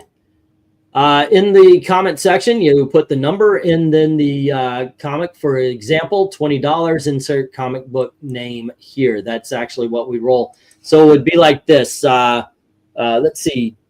You would put $10 on our Army at War, $2.85. Just like that. Or I'll show off some letters and you would be and you would go $10 on I. But just please, like that. That is exactly. Please. You don't have to register. I know some auctions tell you to go register with them on PayPal or Discord or something like that. All you need to do is bid, and then at the end of the night, pay. That's it. You and just screwed yourself over because you always say, I can't find it. There's no $sign. No, I don't. Just the numbers. That's all. I don't say anything about the $sign. I just need the number. The $sign works. I mean, he's not wrong, but yeah. Was Hard Eyes any good? I did not see it. Me and Gail decided to stay in today. We're going to go tomorrow. Right now, I don't know if we're going to see Heart Eyes or if we're going to go see the Ke Huy Quan action film. Yeah. People can also donate money to E at the Ko-Fi link pinned at the top of the chat. It says bad comment. That is good advice, sir. That is awesome. I'm going to post that right there. Yeah, that's kind of cool. Morano, nice. Thanks. Have you seen our E? Okay, we got that one. But he is.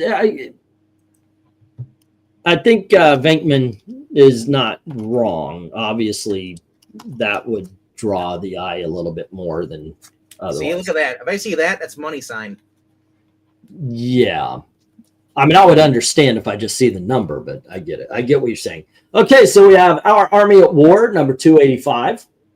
God damn, that is an awesome fight. If I just saw one, kicks all sorts of ass. Look at that. Look at that. That second one you put down. If you put down 10 and then I think you're typing in binary. Huh. I got it. I got 1101. Next up, we have Our Army at War, number 286, where Sergeant Rock is teaming up with enemy Ace. What the hell is that?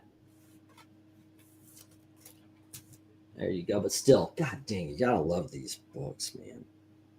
That is so amazing. Such great stuff. Great stuff. Crypto is hot right now, kids, thanks to the James Gunn Superman movie coming out. I decided to get a little piece of that, and here is Superboy 174.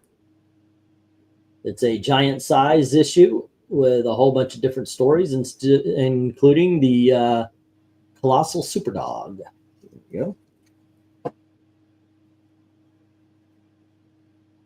Next up, we have Superboy number 179, where we have a melting girl. Right. And let's see, we're getting to the bottom there. Inferior 5, issue number 12, the last issue of the Inferior 5. This is a DC parody book on the Fantastic Four. And then finally, because I love this cover, it is so freaking ridiculously stupid. It's just one of those things. I now pronounce you Superman and wife, and I'm doomed to spend the rest of my life married to a gnome. And we've got gnomish Superman. So there you go. All right. And that is Superman Family. And it's, what is it? It's issue 181. So there you go, gang. That is some of the books that are going to be there. Some of the ones that didn't sell, the big dogs and such, will probably be there, as well as other stuff. So it's going to be good. Please show up and buy stuff, because that's the way I pay my bills. If you can send money through PayPal or Ko-Fi, also if you make an arrangement with E, you can pay by money order. That is true. That is where I would be loading this right here. PayPal address being MediaMadmen1@gmail.com. Shipping being 1 to 8. I go priority only just to make it easier. That way you don't have to deal with weight. 1 to 18 books goes in the priority envelopes. Normal size. Obviously, if there's a magazine, there it only a few comics can fit in with it. And then let's see, 19 to 50 regular size books go into a flat rate box, a medium sized flat rate box. And 50 and up, 51 and up, it goes into usually a short box. And I just make sure, most of the time, I can't say all the time, but most of the time, if I have the bags to do it, I'll put your books into priority padded envelopes, and then I'll put them in the short box just for extra protection. I want to make sure that your books get to you and that they're protected and you're happy with your purchase, because I don't want you just to come in next Saturday and do an auction and leave. I want you to come back feeling like, okay, you got a good deal, you like your books. Also, I do recommend, if you, because we do priority, I do recommend if you only buy 1 or 2 things, have me hold it for you. And then when you get more, to build up that envelope, that way you're prorating everything. Because if you buy 1 book, it's like, hey, I got a really cool deal. It's $5. What's the shipping? $10. Now it's a $15 book, so I do recommend, if you get 1 or 2, just let me hold them for you. I've got a whole bunch of people I'm holding comics for. 3 long boxes actually full of them. So, but I'm willing to do that. And I want to make sure that you're getting the best deal and you're happy with coming here. Anyway, there you go. Let's see. Venkman, if someone paid you $500 to watch Terrifier trilogy or another gory slasher, would you? Do you have $500? Is it ready to go? Am I getting paid up front? I need to know these things. $250 before, $250 after. Right. Are you going to record me the whole entire time? Make sure I'm watching. Okay, here's the thing. How about this? It's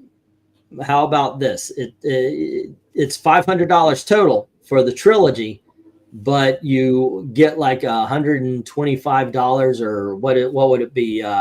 $150? No, actually it would be $166. Okay. And after every movie you get $166, and after the trilogy. Are you verifying that I'm still awake during the movie, or how are we doing this? Oh yeah. You have to do it on camera, so they can know that they're getting their money. I will wear my sunglasses. Yeah. Let's see. Gnomes hate chickens. I saw that in a movie about a kid trying to get her shoes back with the help of a pumpkin and one-man army. That is a freaky film there, sir. I really liked that movie. I was 15 when that came out. And what do you consider gory? Because, I've watched the Evil Dead 1 and 2. The Evil Dead 2 is definitely gory. Yeah. Evil Dead's got its points. But I think that would be counted as gory. If you're talking about like Saw movies where that's deliberate or hostile, yeah, those are the ones I don't like. This is a true fact. Once you hooked on the auctions, I haven't been able to stop for more than a week or two after 3 years. Yeah. Hey, like I said, I know you could ask everybody who's been doing the auctions if I'm okay at this, if I'm good at this. I'm not perfect, but if I do make a mistake, I try to make up for it. Yeah. Yeah, he'd love to be. He'd have to be awake and not wear sunglasses. He cannot wear his. Are you actually offering him $500 to do this? This is what I want to know, because I'll take the $500 easily. Yeah. I have PayPal now. You accept money orders the old-fashioned way, where I send a check out to you. Yes, I do. Obviously, I prefer PayPal because it's instant. But yes, I do. I watched Final Destination 1 and 2, and after we found out the dude, they wrote him off by saying a brick killed him. Off panel, the main character from Final Destination. Oh, okay.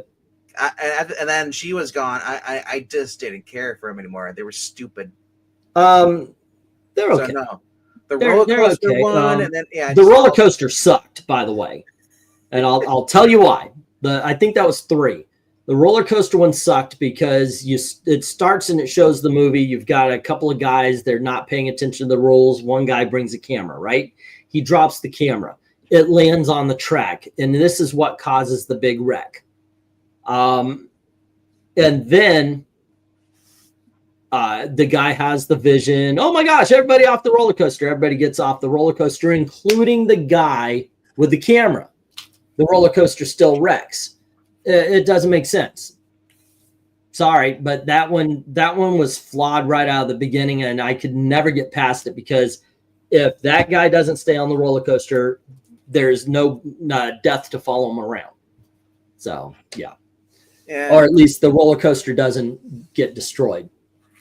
Yeah, they were just kind of dumb. It was like, and I like the first one. The first one was very creative because the kid figured out, how to defeat death and stuff, And then the second one, it's like he's on backward for the second one because they decided they didn't want to use an actor, want to go with just the girlfriend of the main actor that was in the first one with him. Oh, she was hot. Well, yes, I'm not saying she wasn't, but I'm just saying it was just like, this is just dumb. Although she played a cam girl in the TV show Heroes, but I think Allie something is her name, but I think her big moment was putting on that whipped cream bikini in the movie Varsity Blues. Yes. Trying to think. It was what's her name? Kristen Allen was in the second one.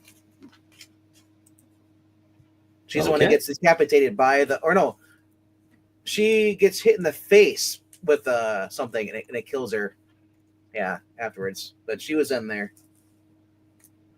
All right. One dude gets decapitated by an elevator. The elevator closes on and it goes up and it kills him.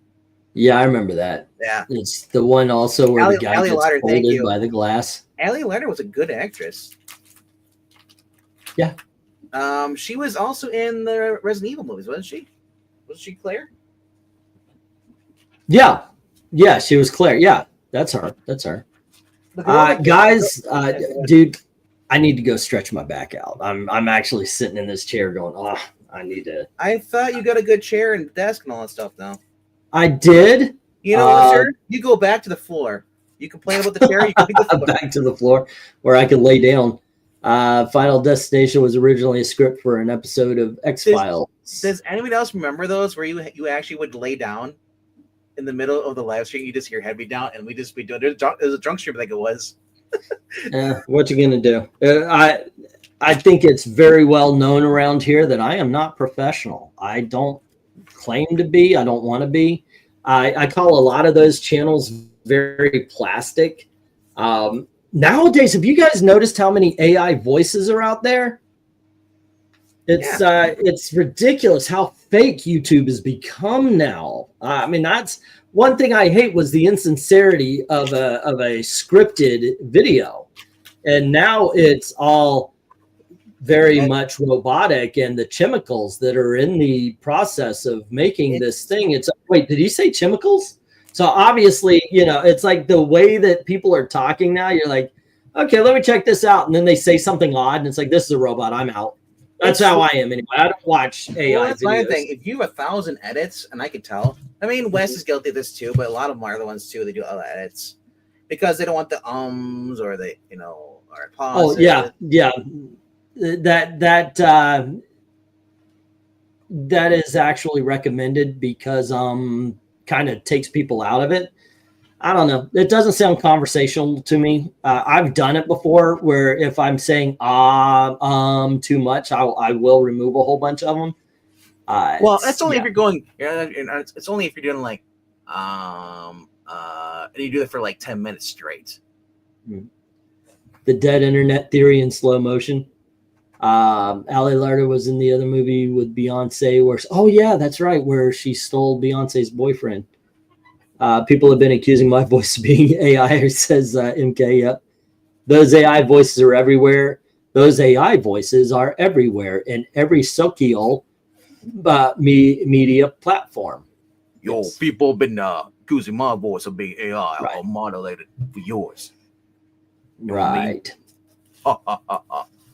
All right, kids. So tomorrow, Top 5 Tuesday.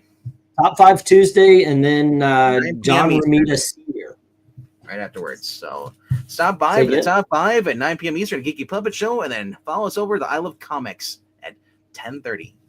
Yep, for John Romita Sr. covers. So that should be fun. Those are Henry's covers. Is it supposed to be Henry's covers? No, I'm picking them. But wow, Henry, I hope you're not here. Because he said he had found covers. I know, but it's taking away the fun part. And we knew it. We talked about this too already on the other channel. What? That you would you wouldn't let him pick the covers. You would just choose your own because I did let him pick the covers. This is the second time he's trying to pick covers on it. I did a whole video where he did this. I don't say like okay. I didn't. No. You don't explain yourself. We understand. For an entire video. Yeah. Oh my goodness gracious. No, because that's what he asked for. And Marin's right. He did ask for this one. He didn't ask could you would do that. He asked, can you help choose the covers? That was the original thing. He wanted to choose the covers as well. Yeah. Oh, he's also trying to get me to drop the poll, by the way. Where I ask everybody, but the thing is look, I appreciate he chose the Dr. Doom covers too, and I did not solicit that. So, but yeah, I don't mind if he's got some some John Romita. I don't mind, but I like picking out the covers. It's part of the fun part when I do a thing like this where it's not a title. Yeah, I've got to find Henry's. Yeah, he said he had a list of covers. Yeah, he does. He does. Let's see. I found out that RDV is a big John Romita Sr., but I also found out that you like a variety of book titles. I tried to please both of you. I did not know he was supposed to be picking these out. That's what he's been talking about in my chat. I mean, I just thought they were suggestions, but hey, you know what? He saves me a lot of work, so. Yes, that's my. The only thing is if we, the one thing I will not do is repeats or issues 1 through 12 of anything. That's just a rule because, like I just saw, this what made me think of it is I saw Defenders number 10. No, because if we do Defenders, we're going to do Defenders 1 through 12 first. If it's down the line, if it's issue number 50, it will take us a long damn while to get to issue number 50 of Defenders. So I don't mind doing that kind of thing. I don't mind doing repeat covers if it, like right now, we're getting to the point where we've been doing this for a year. I don't mind if we repeat some of these books, like if we do the Flash and the Gorilla Grodd cover comes up that we've already, I don't mind that, but I don't want to repeat something that would have just been a couple of days ago. My list of covers: 1 sheets, 2 weighted blankets, 3 comforter, 4 flannel regular blanket. I've got to include wife's leg, which always she tries to sleep diagonal after. Yeah. So that ends up. All right, kids. Tomorrow, 10:30 for the covers. 8 o'clock over at Geeky Puppet Show for 9 o'clock over at Geeky Puppet Show for the top 5 of the week. And there is no Action Comics 1000, nor is there Detective Comics 1000. Thank you very much. But yeah, please join us for that. Thank you for hanging out. And as always, thank you very, very much for watching. Don't forget to do all the clicking, pressing, and all the stuff. There you go. All right. I hope someone clips that and takes out the no part and edits that out. There is one. So they have it. You kids have fun.